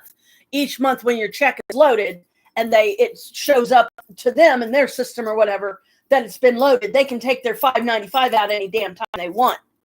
It was supposed to only be a $5 fee, but he found out it was not $5, it was $5.95. So you might as well say a nickel from $6 a month. And if you're saving yourself $71.40 a year, that's significant. That's a decent chunk of money. So it's definitely worth doing in that sense. So hey, your little girlfriend is running like crazy. Yeah. Got Tiggy fixed. She's doing okay. She's still running around, Maria was just saying, and being a little rambunctious little she turd. ran around today with with Mitten. Oh, you should have seen her little butt running. Yeah, I bet. It did not change her. It looks like she's going to be still like that. I don't know. Yeah, I don't know either. It's going to change her a little bit, but not a lot, because she's still a kitten. Yeah. Most of her being rambunctious is being a kitten. Yep. She's got that youthfulness about her. She's a little bit of kitten, but she's only a year old. Yeah. But he's saying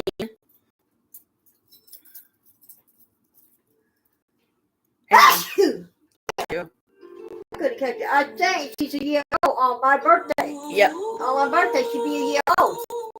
You know? Yeah. I decided to play my Celtic music on my phone. So December gets here, she's gonna be 2 years old. That cat. You know? It's too loud. Yeah. Thank you. She'll be 2 years old. This is called Winter Solstice, the Sacred Flame. Celtic music, the Sacred Flame. So I thought it was pretty. Because, I mean, this is still winter solstice. Not winter solstice, but winter season. Because I always like to try and have some positive music playing, you know, Celtic music and stuff when I have a orchestra. Because that way everybody can, you know, kind of benefit from it too, because it's, you just bring in good stuff, you know. Bringing in good stuff, good energies and everything. So, yeah, I mean, it's definitely worth doing. But this I need to put somewhere where I'm not going to lose it. Because I know me. No, I'm saying I'm trying to figure out what, you know, where to put it. Should I put it in a folder? Trina's, that thing like that. Everything else is right there. Yeah, I know, but probably, let's see. I'll put it here for now. As long as the Lisa Frank thing is sticking out, the little picture, and I'll, come on, boo. Come on. Here's your boyfriend. Say hi. Mwah, mwah. Here's your boo-boo. Ooh, kitty. Ooh, kitty brat. Yeah, our handsome boy. Here comes Dad's My kitty. Again. Well, he'll just have to share him then, huh? So... Hey, boo-boo. How you doing?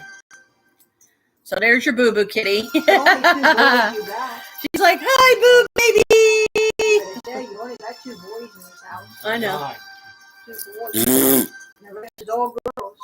You got 2 boys, I got 1, and I got 2 girls. Yep. Hello. More girls. Our pretty boo-boo. She can have Bella. No. Nope. They're family cats, so we all got to share them. So, Love loves everybody. not your kitty. Everybody loves that cat. My kitty. He's our kitty. Get it out of your head. That is such a trip. Yeah, boo shedding. Boo shedding. Yeah, face full of fur. Yeah. Hello. Could you like mine? That's the mitten and Jack. tail keeps waving? We have to go out and get flavors today. Yes, ma'am. Well, rent is due today. Joe is big on charging the late fees. Yes, I believe it. What are you talking about? Rent. We still have to get rent because Chris tried to get it and went to 2 different places yesterday, day before, whenever it was, and neither place could he get it. At UDF, they said you had to do cash only. And then when he went to the Kroger and tried to do it, their freaking customer service desk was closed. So we still haven't gotten rent. And today, it's due today, the 5th. So we have to get it today for sure. Because Joe probably would charge late fee, knowing him. I did it yesterday. Ooh, this is pretty. I did mine yesterday. What is? It's called the Dreamweaver. See the pretty stag in the forest? That's pretty. Oh, yeah. I cannot even pronounce that. I'll go with the Dreamweaver. This is Peter Gundry, by the way. Petergundry. Look him up. All kinds of Celtic music. I'm sure you'll find some that you like. Hi,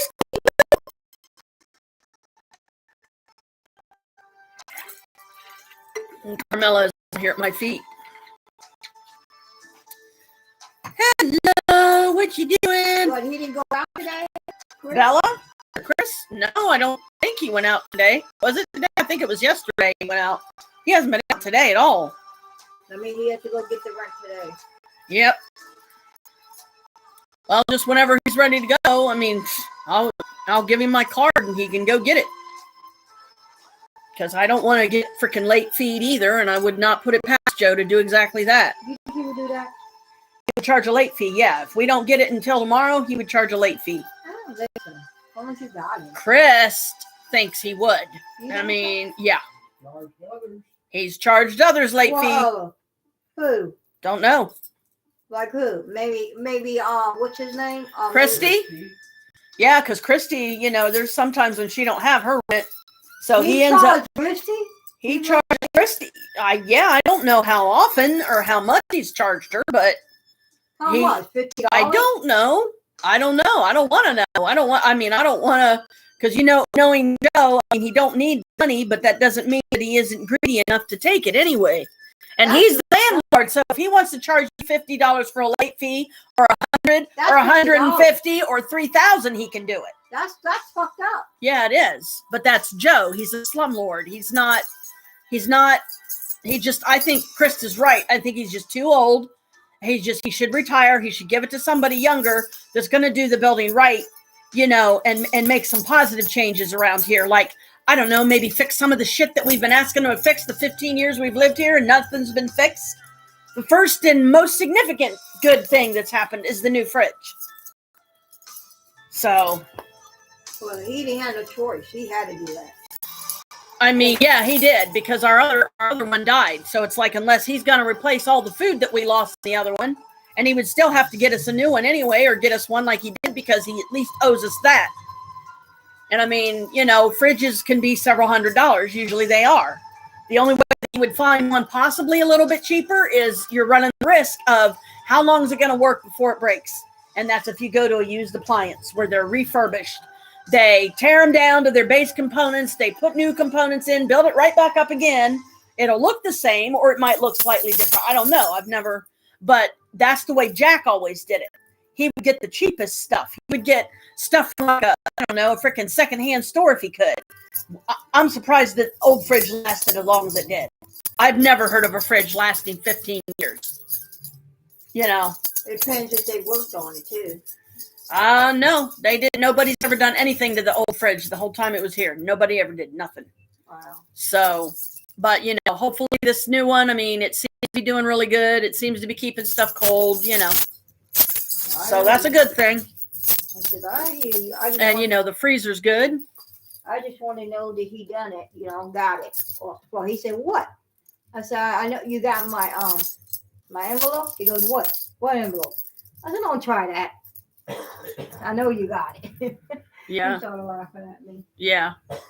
He said, yeah, I got it. I was just kidding with you. Yeah.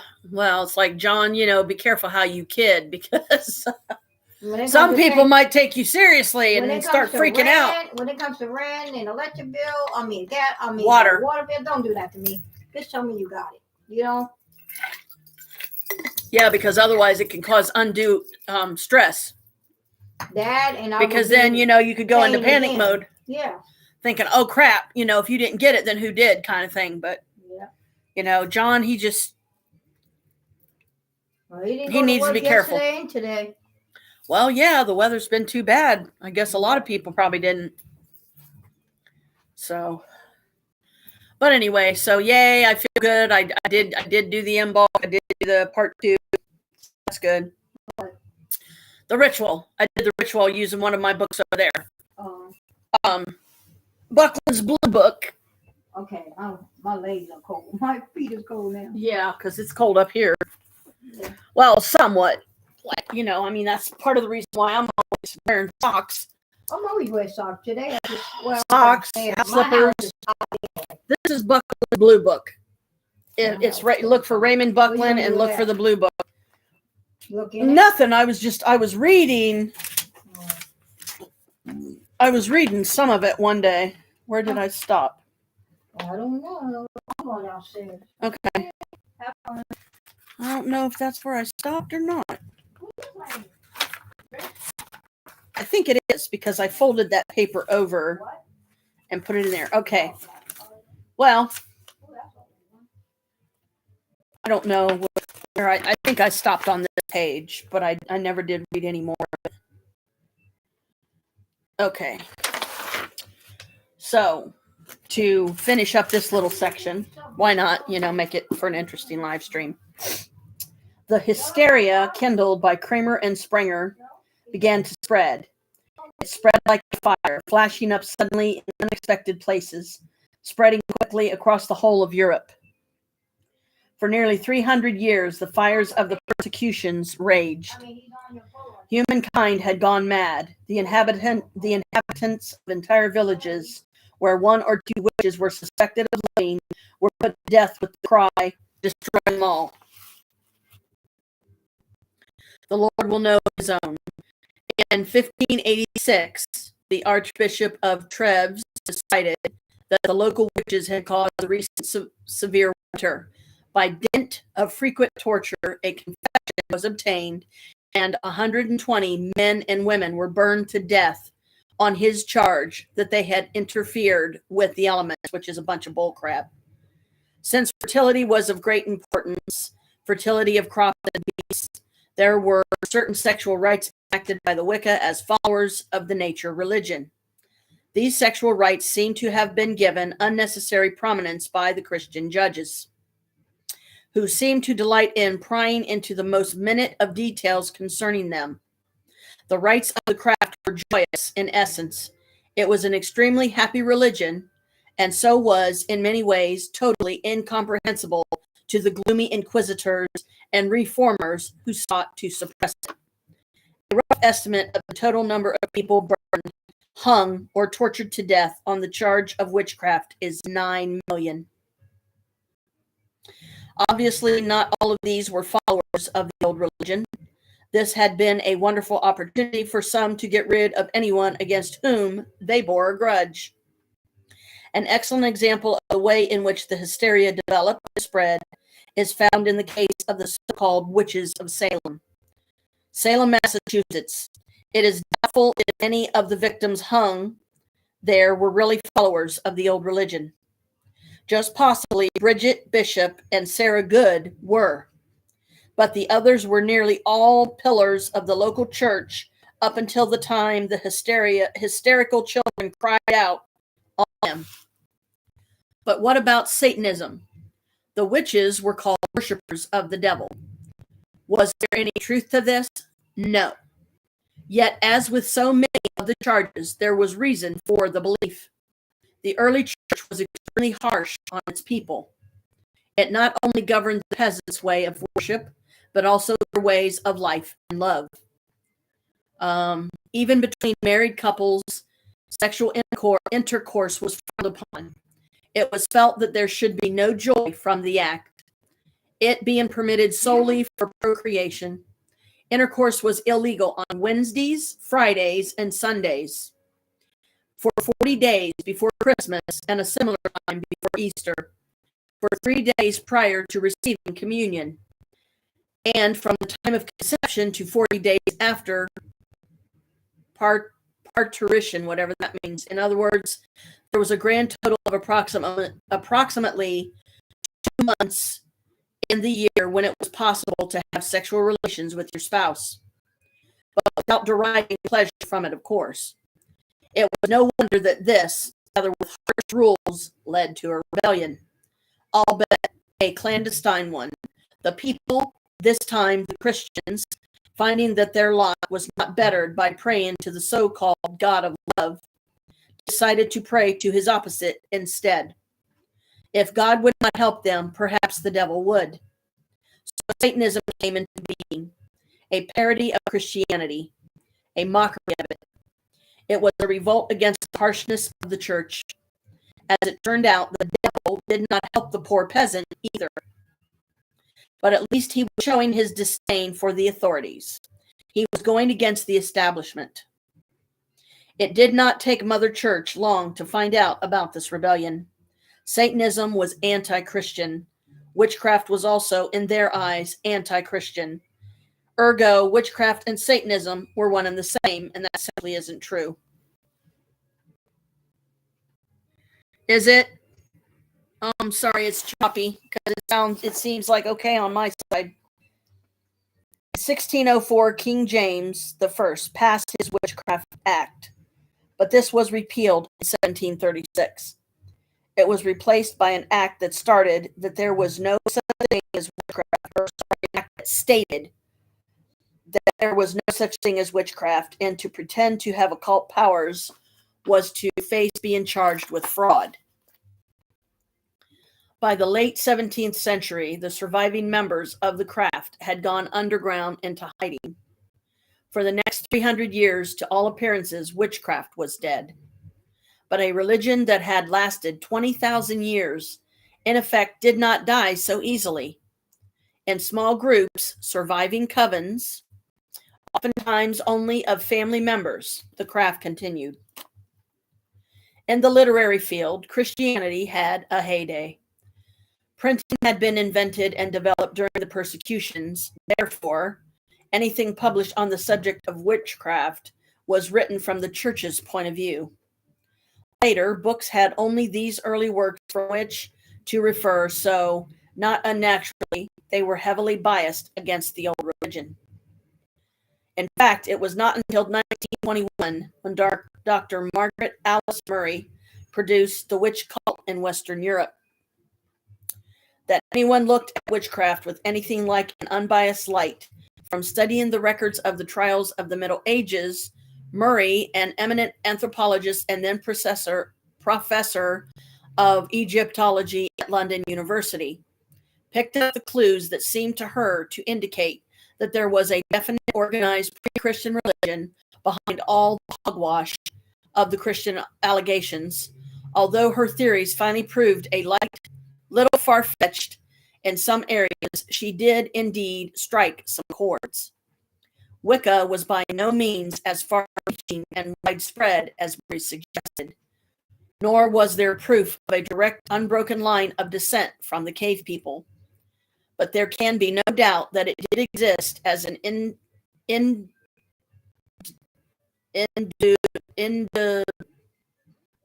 religious cult, if sporadic as to time and place.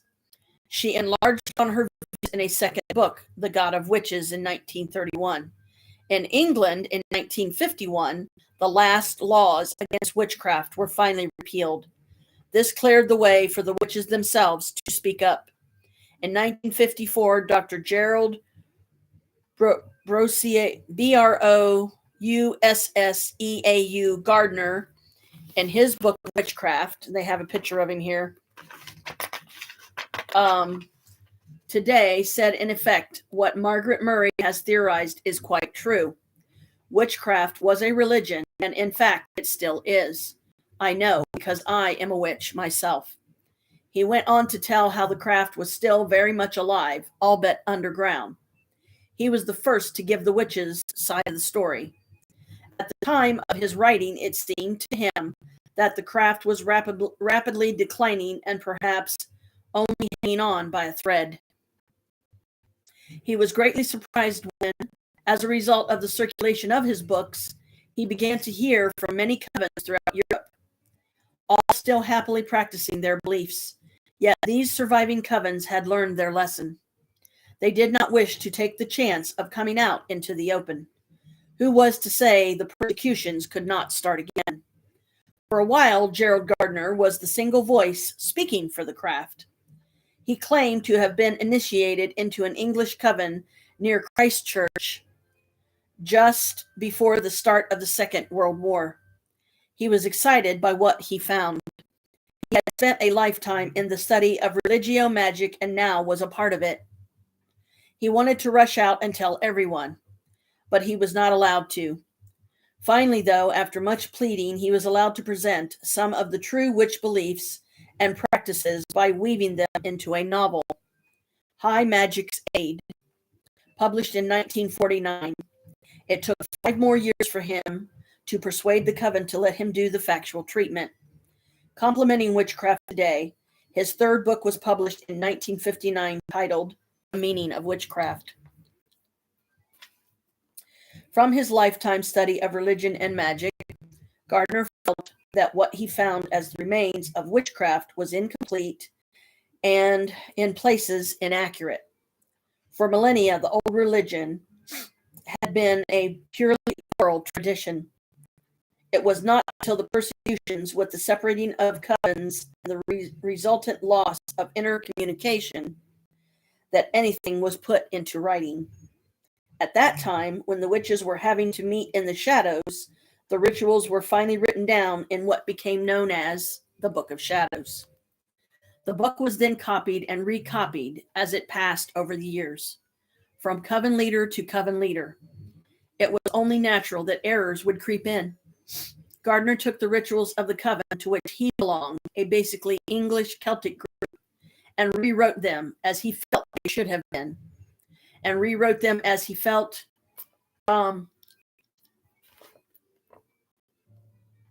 seemed appropriate. This form then became known as Gardnerian Witchcraft. In recent years, there have been many wild and wonderful theories and accusations advanced, from Gardner made up the whole thing to he commissioned Aleister Crowley, whatever, to write the Book of Shadows for him. Such charges scarcely bear the dignity of a response, but details of Gardner's preparatory work can be found in Stuart Farrar's books, What Witches Do and 8 Sabbats for Witches. Whatever one's feelings about Gardner, however, whatever one's belief in Wicca's origins, all present-day witches and would-be witches owe him a tremendous debt of gratitude for having had the courage to stand up and speak out for witchcraft. It is because of him that we can enjoy the craft in its many forms today. In America, the first witch to stand up and be recognized was myself, Raymond Buckland. At that time, there were no covens visible in this country. Initiated in Scotland, Perth, by Gardner's high priestess, I set out to emulate Gardner insofar as to try to straighten out long-held misconceptions and to show the craft for what it truly is. Soon, Sybil Leek arrived on the scene, followed by Gavin and Yvonne Frost and other individuals. It was an exciting time as more and more covens and many different traditions came into the open, or at least made themselves known. Today, the would-be witch has a wide selection of traditions from which to choose. Gardnerian, Celtic in many variations, Saxon, Alexandrian, Druidic, Algard, Norse, Irish, Scottish, Sicilian, Huna, etc. Details of some of these different traditions are given in Appendix A. That there are so many, and such varied branches, denominations, or traditions of witchcraft is admirable. As I said in the introduction to this work, we are all different. It is not surprising that there is no one religion that suits all people. In the same way, then, there can be no one type of witchcraft to suit all witches. Some traditions like lots of ritual, while some prefer simplicity. Some are from Celtic backgrounds, others from Saxon, Scots, Irish, Italian, or any of a number of other backgrounds. Some favor a matriarchy, others a patriarchy, and still others seek a balance. Some prefer to worship in a group or covenant, while others are for solitary worship. With the large number of different denominations, then, there is now more likelihood of everyone finding a path they can travel in comfort. Religion has come a long way from its humble beginnings in the caves of prehistory. Witchcraft, as one small facet of religion, has also come a long way. It has grown to become a worldwide religion, legally recognized. Today, across America, it is not at all unusual to find open Wiccan festivals and seminars taking place in such unlikely places as family campgrounds and motels such as the Holiday Inn. Witches appear on television and radio talk shows. They are written up in local and national newspapers and magazines. Witchcraft courses are given in colleges. Even in the armed forces, Wicca is recognized as a valid religion. That's cool. Department of the Army pamphlet number 165 to 13, Religious Requirements and Practices of Certain Selected Groups, a handbook for chaplains, does include instructions as to the religious rites of witches right alongside those of Islamic groups. SIKH groups, Christian heritage, Indian heritage, Japanese ancestry, and Jewish groups. Yes, witchcraft has a place in past history and will have a definite place in the future. The philosophy of witchcraft. There ain't very many pages left. Um,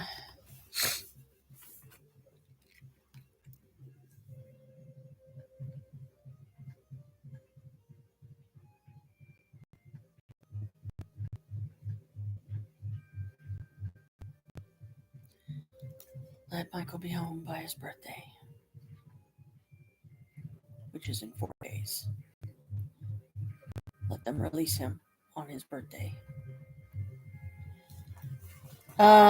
See, we got Philosophy of Witchcraft, The Power Within. Yep, so there's only 1, 2, 3, 4. Wait.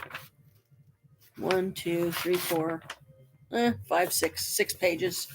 But I'm gonna pause for a minute because all that reading does, it takes a bit. It makes my throat sore. So yeah, as you can see, is the live stream still choppy, by the way, or is it any better?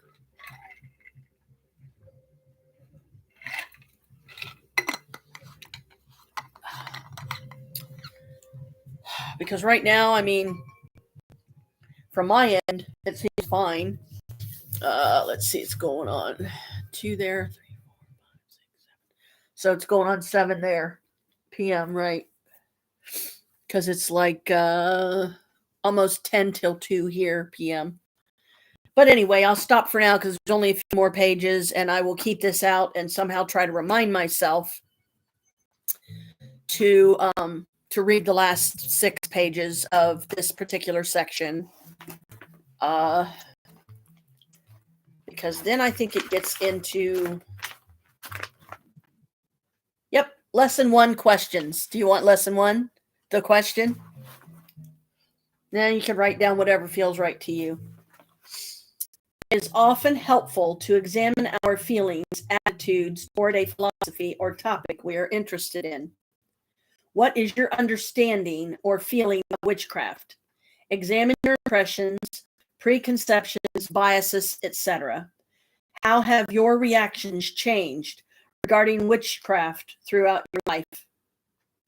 You want to read what I answered, what I put down my answer? Or I'll read it. You can't read it. You could, but it'd probably be hard. Janet Mabius, 5/9 of 2007. So May 5th of 2007. Or May 9th, sorry. By harnessing the powers that are already around us, bending the universe to our will, to know, to will, to dare, to be silent, to know,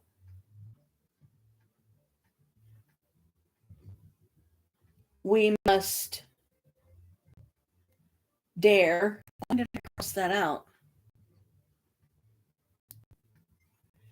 But there's a thing that witches go by that is to know, to will, to dare, to be silent.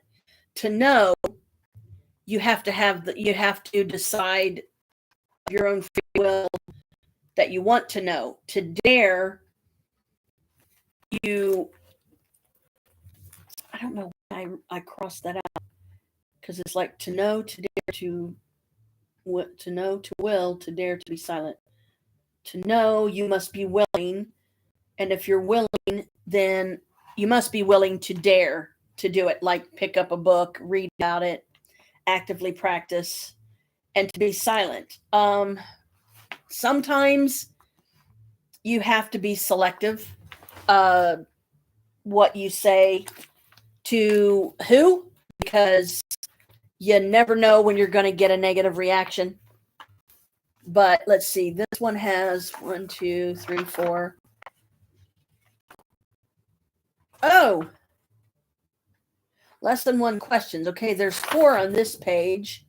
Examination questions for lesson 1. Damn it. Huh, interesting. I wonder why they did it that way, or why Mr. Buckland did it that way. But if you want, I mean, I'll read the other 4 questions, and then you can just write down your answers at your leisure if you want to do that. I mean, it's up to you. And you can always pause this, and get each section later. Question 2. There are many different denominations of witchcraft. Information is found on these in Appendix A. Based on what you know at this point, which denomination do you think you would like to practice and why?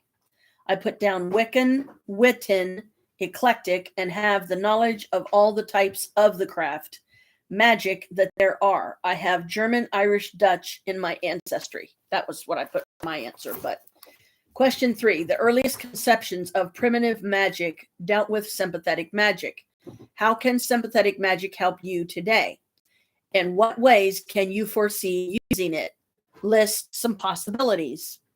I always wish that everyone I love and care about in the spirit world and among the living to have all they need at this time, whatever that may be.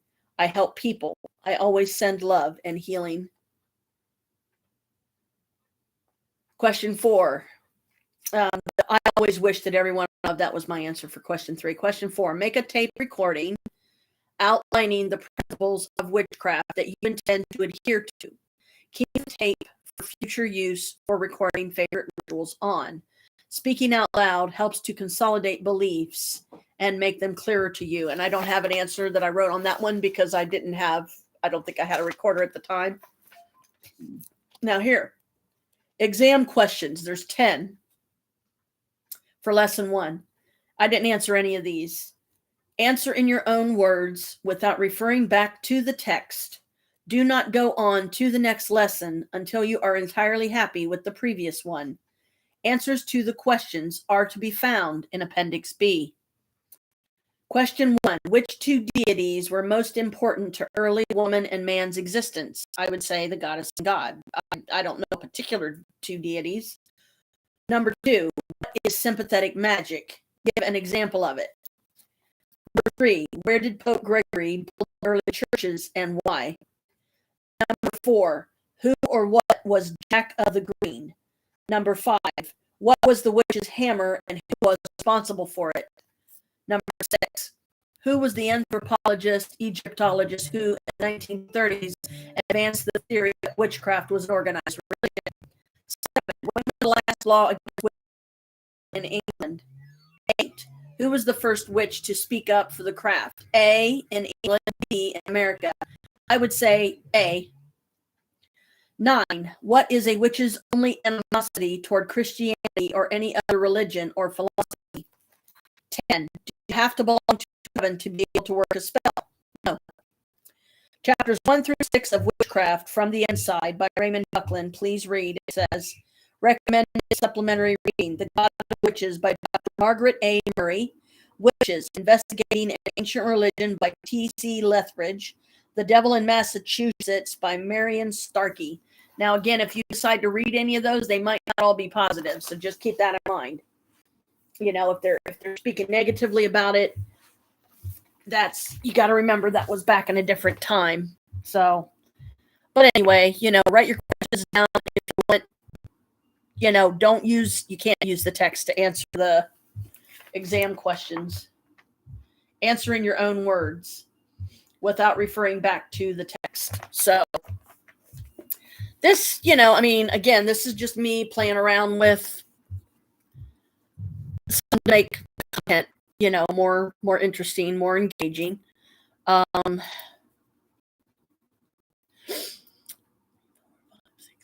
It's going on 7 there with you. And it's like almost 5 to 2 now.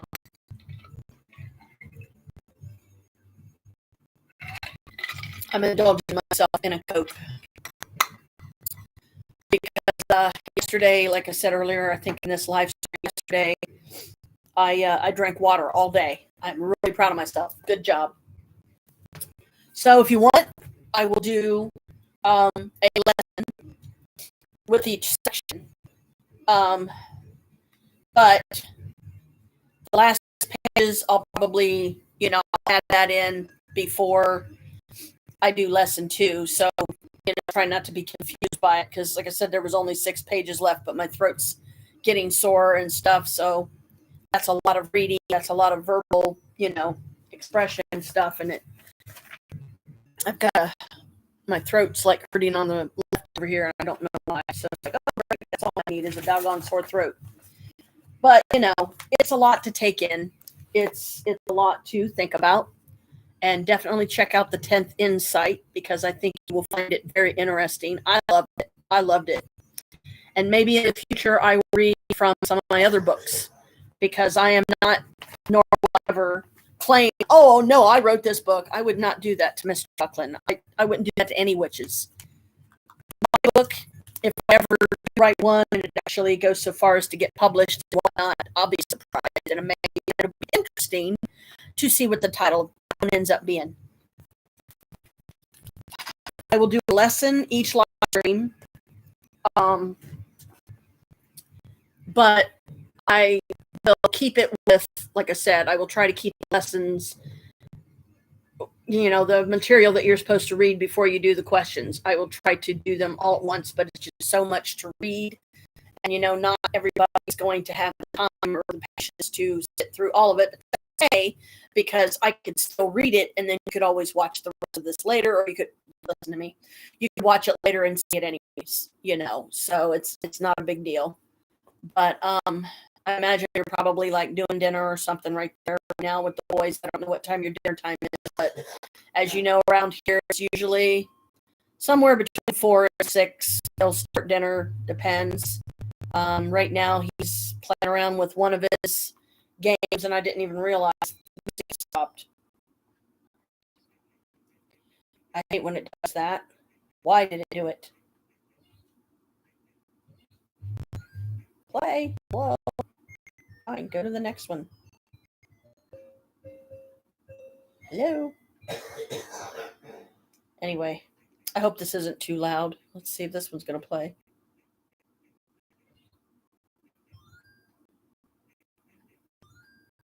I'm not hearing anything.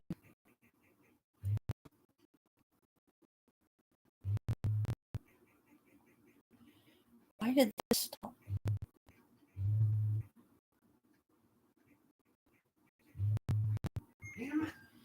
I don't know what this thing is doing.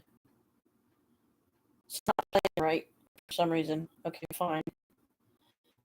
I'll go back and do this one again or something.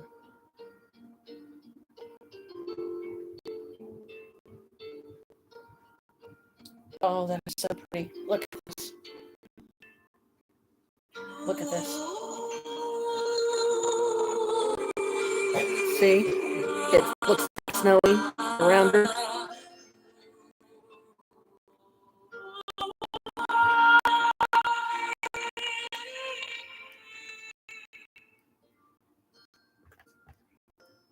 Hope you can hear that okay. I didn't even realize I had paused it, but so I guess I did, because this thing is so sensitive. I can have my fingers like a certain distance away from it.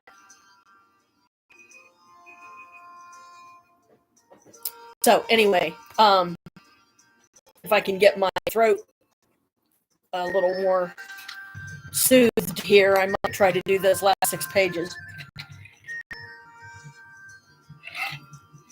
So that way, when I do lesson 2, it won't be like confusing. So go ahead and finish these last 6 pages of lesson 1, whatever.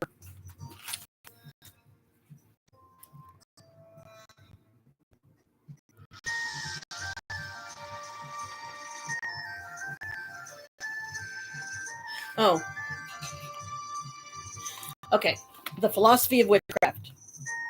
How to remember where I left off. The craft is a religion of love and joy.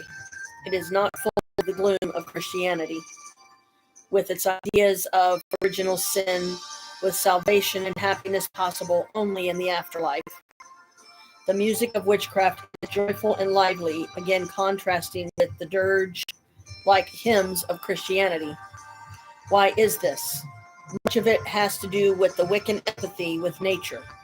Early people lived hand in hand with nature through necessity. They were a part of nature, not separate from it. An animal was a brother or a sister, as was a tree. Woman and man tended the fields and in return received food for the table. Sure, she or he killed animals for food, but then many animals kill other animals in order to eat. In other words, Woman and man were a part of the natural order of things, but separate from it, not above it.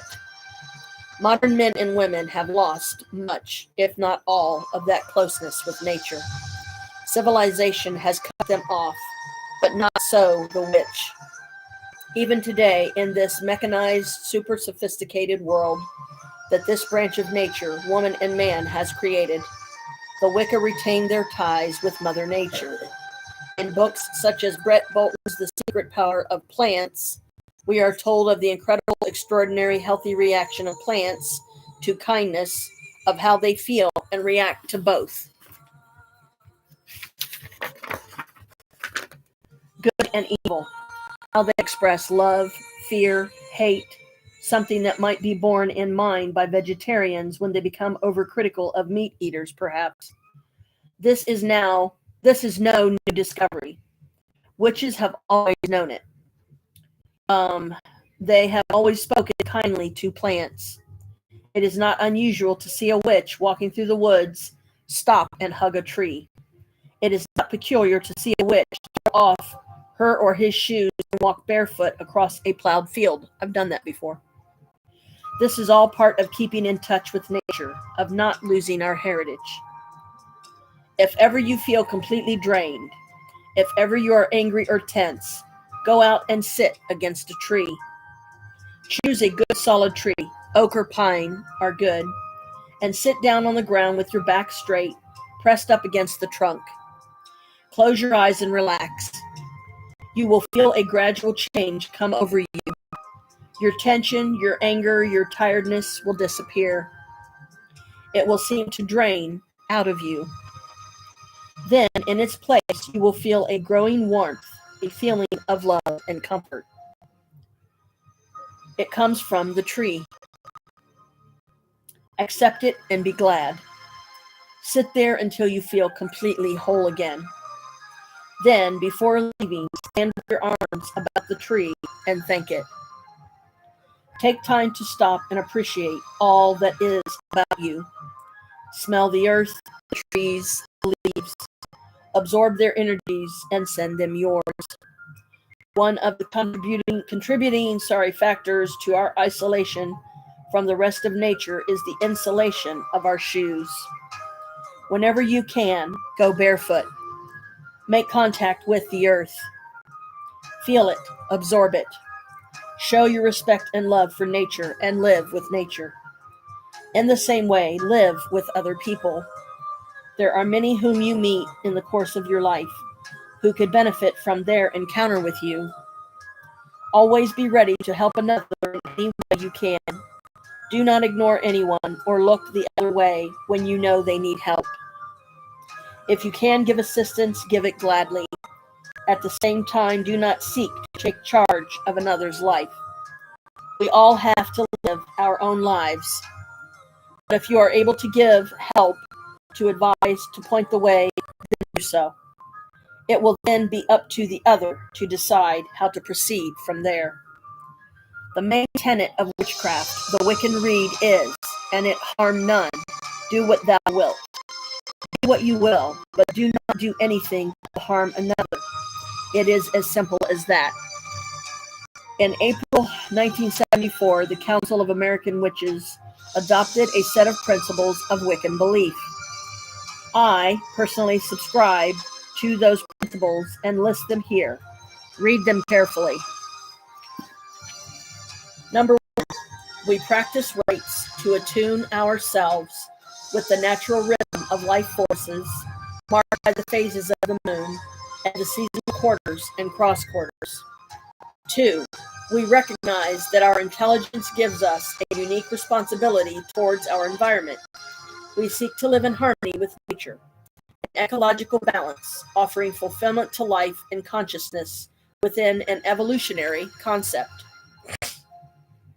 3, we acknowledge a depth of power far greater than that apparent to the average person, because it is far greater than ordinary. It is sometimes called supernatural, but we see it as lying within that which is naturally potential to all. Number 4, we conceive of the creative power in the universe as manifesting through polarity as masculine and feminine, and that this same creative power lies in all people and functions through the interaction of the masculine and feminine. We value neither above the other, knowing each to be supportive to the other. We value sex as pleasure, as the symbol and embodiment of life, and as one of the sources of energies used in magical practice and religious worship. 5. We recognize both outer worlds and inner, or psychological worlds, sometimes known as the spiritual world, the collective unconscious, inner planes, etc. And we see in the interaction of these two dimensions for paranormal phenomena and magical exercises. We neglect neither dimension for the other, seeing both as necessary for our fulfillment. Let me make sure this thing didn't stop again. Come on. Phone. You better quit giving me crap. Come on. Jeez. I don't know why this thing keeps stopping, but I wish it would quit.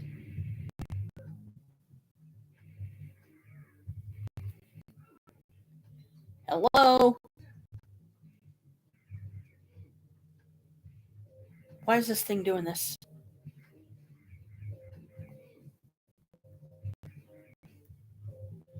Boy, this thing just does not want to cooperate today. I don't know what's up. Okay, fine. You want to be that way? I'll just freaking listen to something else if this one's going to keep shutting off.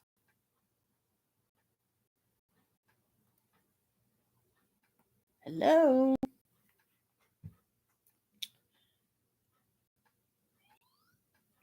This thing is just being stupid. Okay, fine. I guess I won't. I'm not going to mess with it. Number 6. We do not recognize any authoritarian hierarchy, but do honor those who teach, respect those who share their greater knowledge and wisdom, and acknowledge those who have courageously given of themselves in leadership. Number 7. We see religion, magic, and wisdom in living as being united in the way one views the world and lives within it. A worldview and philosophy of life that we identify as witchcraft, the Wiccan way. 8. Calling oneself witch does not make a witch, but neither does heredity itself, nor the collecting of titles, degrees, and initiations. A witch seeks to control the forces within herself or himself that make life possible in order to live wisely and well without harm to others and in harmony with nature. 9. We believe in the affirmation and fulfillment of life in a continuation of evolution and development of consciousness, giving meaning to the universe we know and our personal role within it. The universe we know and our personal role within it. Our only animosity toward Christianity or toward any other religion or philosophy of life is to the extent that its institutions have claimed to be the only way and have sought to deny freedom to others and to suppress other ways of religious practice and belief. 11. As American witches, we are not threatened by debates on the history of the craft, the origins of various terms, the legitimacy of various aspects of different traditions. We are concerned with our present and our future. 12. We do not accept the concept of absolute evil, nor do we worship any entity known as Satan or the devil, as defined by the Christian tradition. We do not seek power through the suffering of others, nor accept that personal benefit can be derived only by denial to another. 13. We believe that we should seek within nature that which is contributory to our health and well-being. The power within. There are many people who seem very obviously, and 13 was the last one. Pretty cool, huh? There are many people who seem very obviously to have some sort of psychic power, for want of a better term. They are the sort who know that the telephone is going to ring before it actually does. I've done that.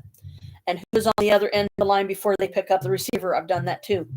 People like Uri Geller are able to demonstrate this power in more dramatic ways by bending keys and teaspoons without physical contact. Others have visions or seem to be able to make things happen. Often, these people have a peculiar affinity with animals. You may not be like this. You may well feel somewhat envious of such people, yet you should not feel that way. For the power that these people have, and it is a very real power, is inherent in all of us. To be sure, that power comes out quite naturally in some, but that does not mean that it cannot be brought out in others.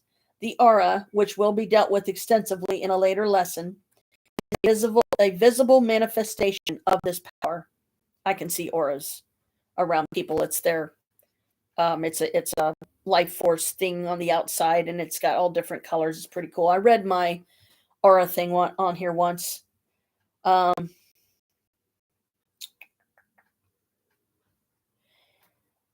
aura is the visible manifestation of this power. Those able to see the aura, and you will become one of these, can see it around everyone, again demonstrating that the power is within everyone. Witches have always had the power and used it. Most of them seem to have it naturally, but not all by any means. For that reason, the witches have their own ways of drawing it out, ways that are especially effective.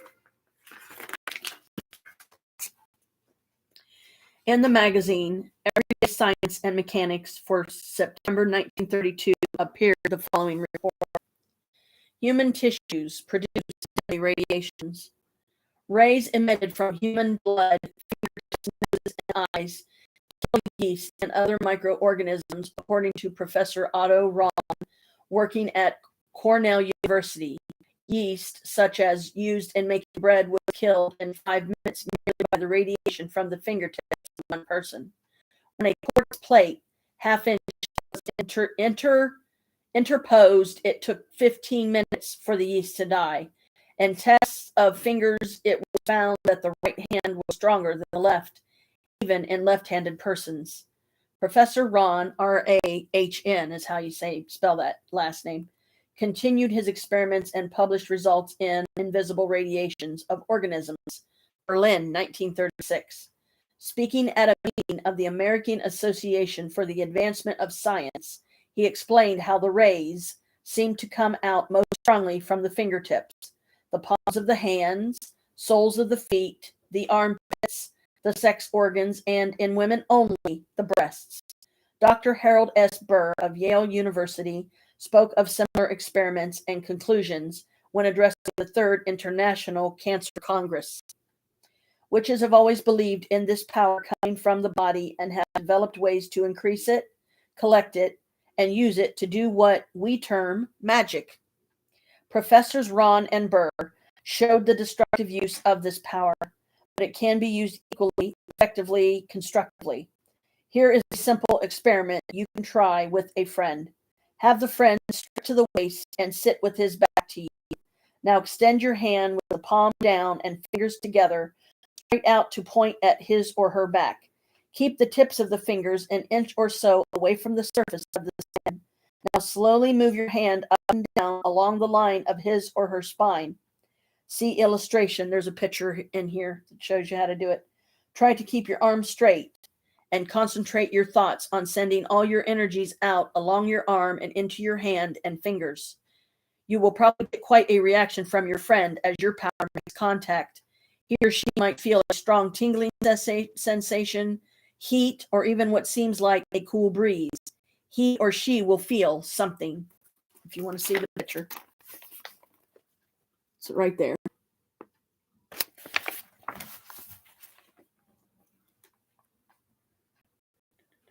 Experiment. Try with the left hand, with the fingers together at different distances from the back. See where your hand is. Does he or she feel it moving up when it is moving up, down when moving down?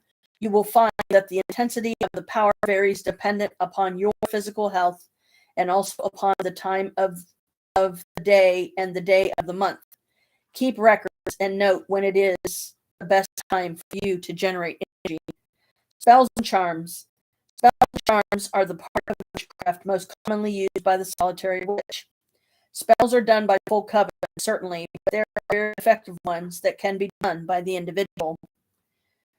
The most important ingredient in a spell is emotion or intent. You must want something to happen. You must want it with all your being, and through that desire, you will drive all your power into the magic. This is the reason that it is far better to do magic for yourself than to ask someone else to do it for you. If you are doing a spell for another person, there is no way that you are going to put the same amount of emotional drive into it that they could. Spells and charms are not necessarily tied in with the religious side of witchcraft. To work a spell within the circle, immediately following an esprit rite would almost certainly be extraordinarily effective. Yet you can cast a simple circle and work your spell at any other time and still get results. What are the actual mechanics of casting a spell, of working magic? Let us leave that until you are somewhat better versed in the religious side. After all, witchcraft is a religion. And thus concludes Lesson 1, Chapter 1, etc., etc. Pretty cool. I will definitely probably redo those myself. But this time instead of doing it in the book, which I know why I did that. I did that because it's like, well, it's my book, so if I decide I want to write in the book, I can do that. But here's the thing. Some of your answers or descriptions or when you're writing down, this is what you view this to be, and so on, may be lengthy. So you only have a certain space in the book that you can write. So it's actually far better to use notebook paper if you can, because that way you can give yourself 2 or 3 sheets if you think you need to write down, what you think the different lesson questions mean and so on.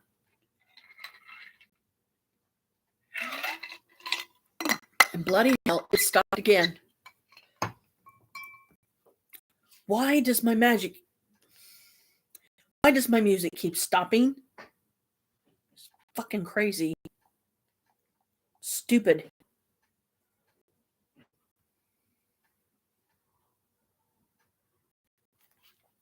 You know what? Fine. Is this one gonna play?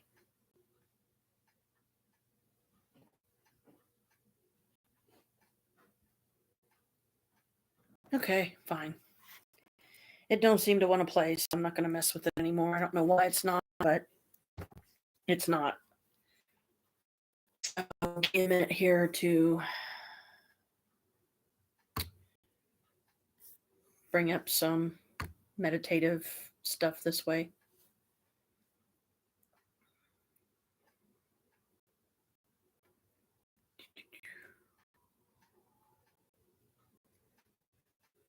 Oh, bloody hell. Okay, do I want to do Simply Hypnotic or Skied? And let's see what the Simply Hypnotic ones are. Positive energy, happiness, healing frequency, calm, and positive mind. That sounds good, huh? Okay, fine. Let's do that one. The Arthurian people, Pleiadian people, and the Syrian people came to this world to... Interesting. Oh, yeah, we've done this one. Oh, well.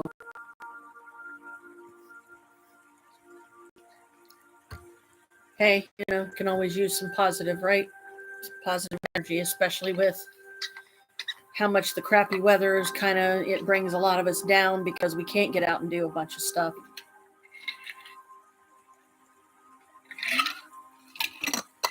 So I hope you enjoyed your Imbolc session, dear. I did. And that was the first time that I've done anything out of that particular book, too. So I thought that was pretty cool. I really liked it because I know I've got my other Wicca Solitary Practitioner guide around here somewhere, but I don't know if it's under the table next to me, which I can't access because this table's in the way, or it's in the gray crate under the card table in the living room that I can't get right now. So I improvise. And I found that stuff about Imbolc, and then I thought, hey, why not? Let's do lessons. Let's do lessons from the Buckland book. For those of us that can't maybe get the book right now or can't even find the book right now, at least this is a way that you're still benefiting from it. And you can, have some fun project to do by doing the lessons and then read back through and see what your responses were. And you can find a lot of insight about yourself that way too. I was playing Sims 3 Supernatural the other day, and I thought of you. And I thought, oh yeah, that's a date that we never did keep, that we were supposed to try to find each other on whatever world I was playing that day. The most recent one I was playing was Dragon Valley, so I doubt that you have Dragon Valley. But if you can sometime take the time to write down the worlds that you do have and like put it in a comment or something after this video or something, then at least I can make a list myself of all the ones I have, and then we can find one where we can both meet that we both have. Like, I know some of what I have is I have a Moonlight Falls world. I have Dragon Valley. I have one that's Gothic. It's I forget the name of it, but I've got like 5 or 6 of them. Excuse me. It would just be a fun way to kind of connect, throughout the day. If we could both also decide a day, a time of day, your time and my time, like it doesn't matter my time, whatever time works for you, let me know and I'll adjust, and just get on and find each other and play it, because I've got so many Sims out there, hun. I've got so many different named ones that I've put in other households and never went back to that world. So I don't know if they're still there. I don't know if they've already died off or exactly what, but I need to make my own list, and then I can tell you what my list is, and you can go through and make a list, like I said, of yours, and then we can both agree upon a world that we both have, and play in that one. Sunset Valley, I think, is another one I have. What is the name of, I'm trying to think of what the name of the Gothic world is. I could bring it up on my other computer. Oh, yeah, why not? I'm just sitting here anyhow. Let me bring it up on the other computer so I can at least... Whoa! But I'll have to take the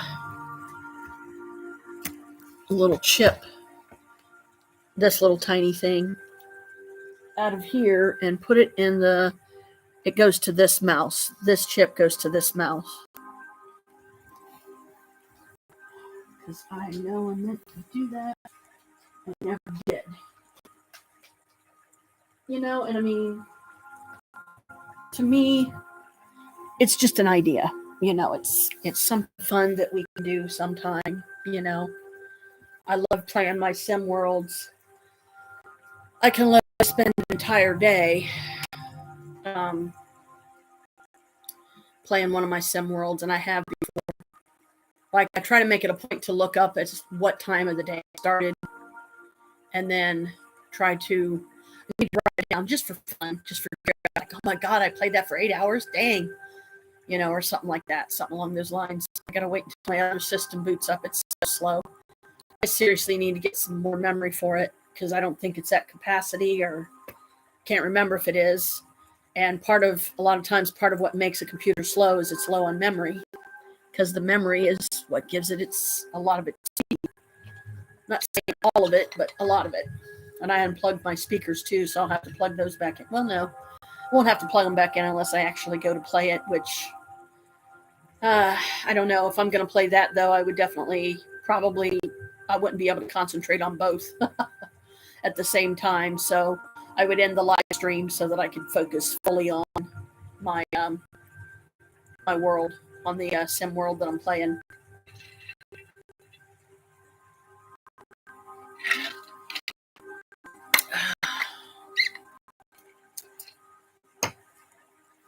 Man, this thing has taken way too long, and I feel like with what it's doing and why it's taking so long to load is the stupid thing. It has to do with the updates, because I did some updates recently. There's a feature on this one that you can update and shut down. If you click on that response, which you have to go into your power icon, which mine's on the far left and the bottom usually,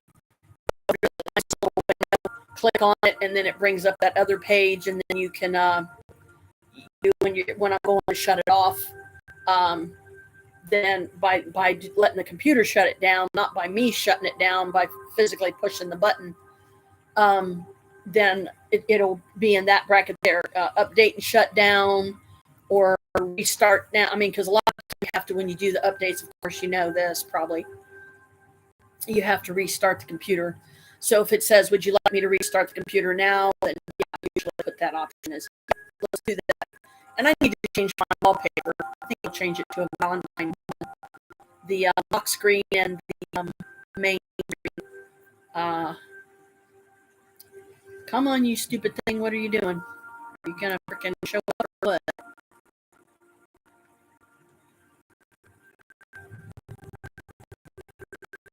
God, this is so slow. I hate this. My other one is so slow. I should say updates. Don't shut off your computer. I'm like, I already went through this. The whole idea of updating and shutting down. I didn't want to have to go through all this extra stuff. That's exactly what it's doing. It's got the blue screen. Please wait. Ah, okay.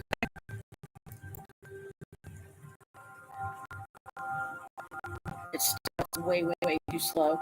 Okay, let me get up and I have to put in my password to open this.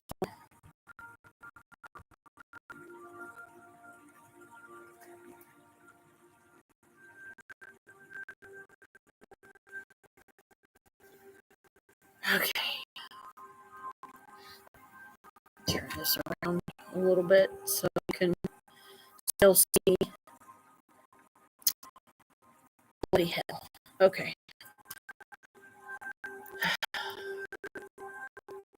Because I still have a Snoopy Thanksgiving on my wallpaper on my other computer. I'm like, oh boy, yeah, that was 2 months ago. I mean, heck, we're in February now, so that was November, December, February, 3-4 months ago.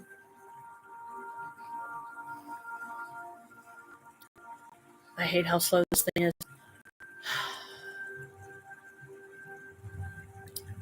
I got Moonville Tunnel on my screen if you want to see it. I mean, if you haven't already looked it up.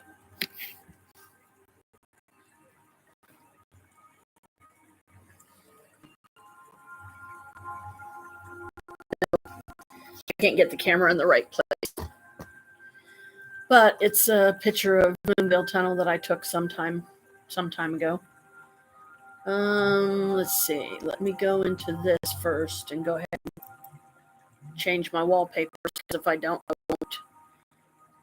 And I mean, I haven't had Moonville Tunnel up that long, but in the spirit of Valentine's Day, I'm going to go ahead and put a Valentine's Day one up.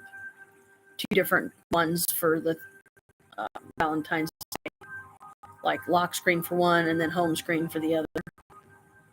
Well, come on, you slowy pokey thing. The icons are still all loading on. That's slow.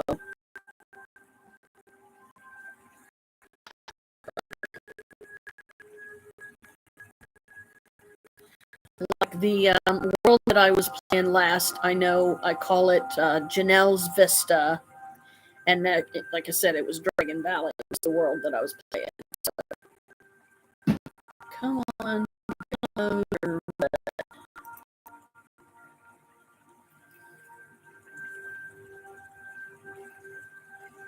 Bloody hell.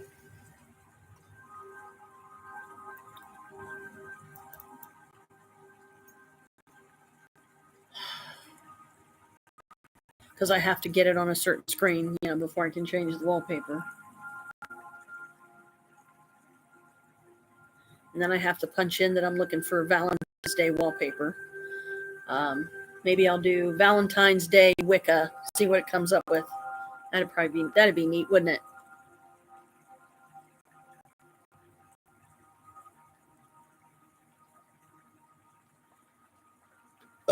Excuse me. That's my waffles. What the heck? What's that?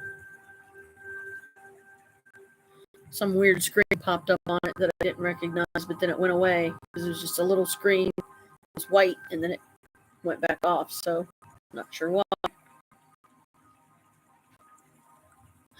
Bloody hell. Finally.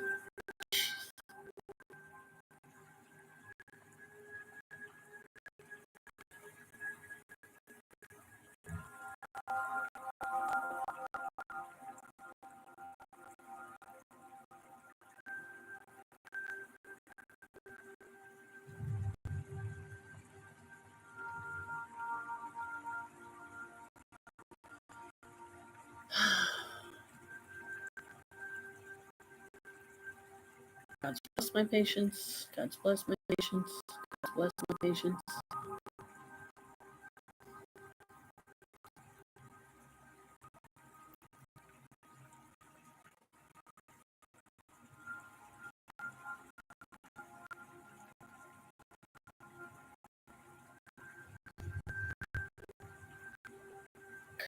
Lord.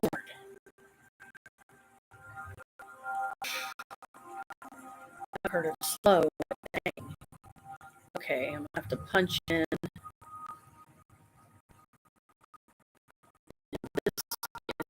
Right.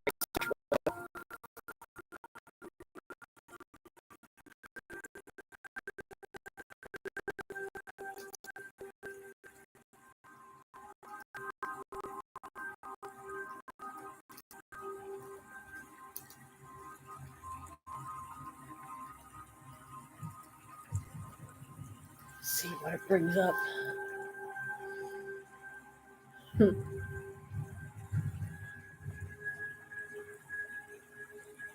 And they actually have some. Kind of figured they might. Let's just see what some of them are. Images of Wiccan Valentine's Day wallpapers. Yay!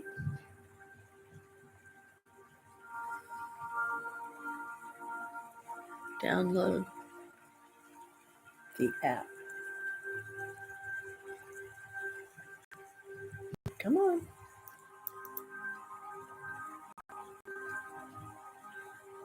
Yay! They actually have some. Cool. That's a pretty one. Oh, there we go. Arrow. Ooh, I like that one.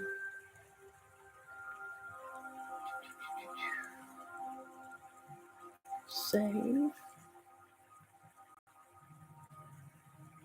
Click on it. Go into more. Oh crap. Give me that one back.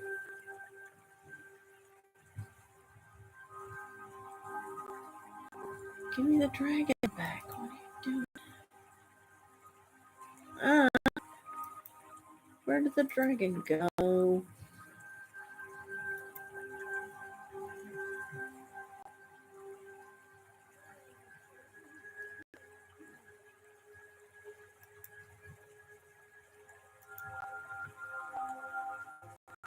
Oh no, I won't do one like that. I'm just looking at the Wiccan wallpapers. Okay.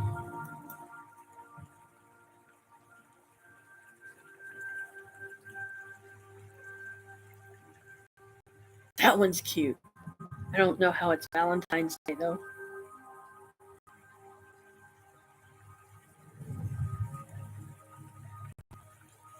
Okay, what is this thing doing?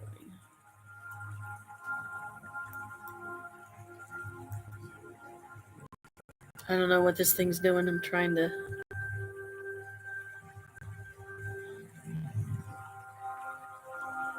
It's just, this thing is just flipping slow, man. Great. Now it's like frozen up on me or something. Okay, I gotta see. Pre-downloads, blah, blah, blah. What is this thing doing? I think you have to download it or something. Let me go back. That one's cute, and I will save that one, but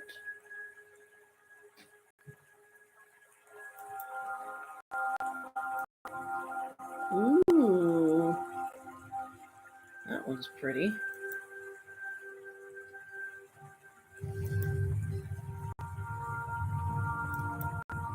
Come on.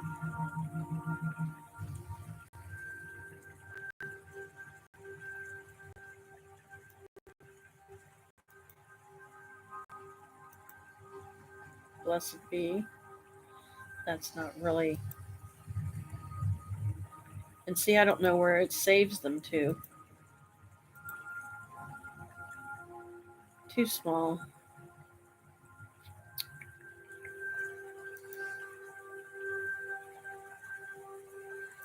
Okay. Ooh, that one's pretty.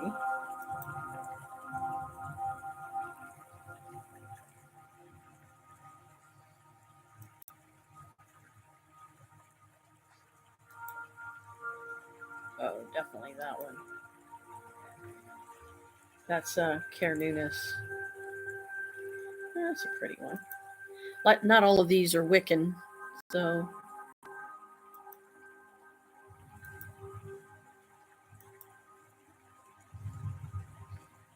Ooh, like that one.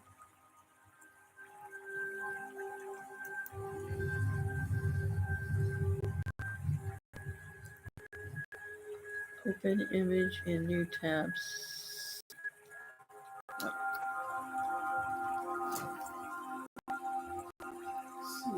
Save image.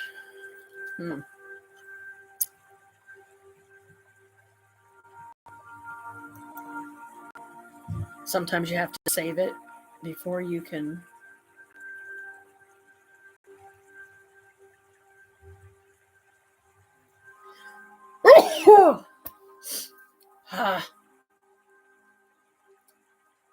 Let's see.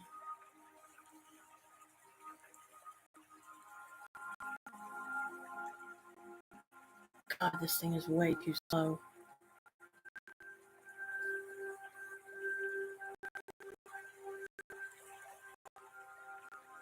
Come on.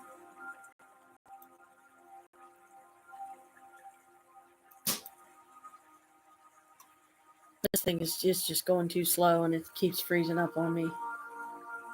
I hate when it does that.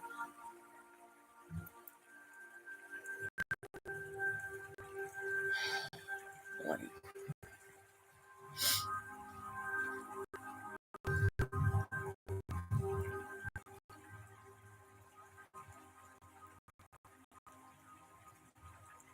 This thing is loaded.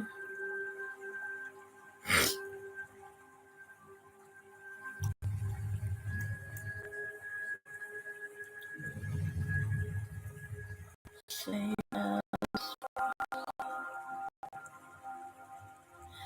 Okay, I can't mess with this right now. I guess I'll have to do it later because it's going way too slow.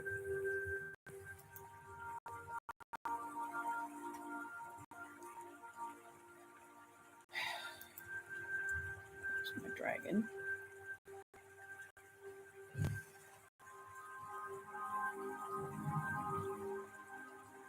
Man, that's tiny.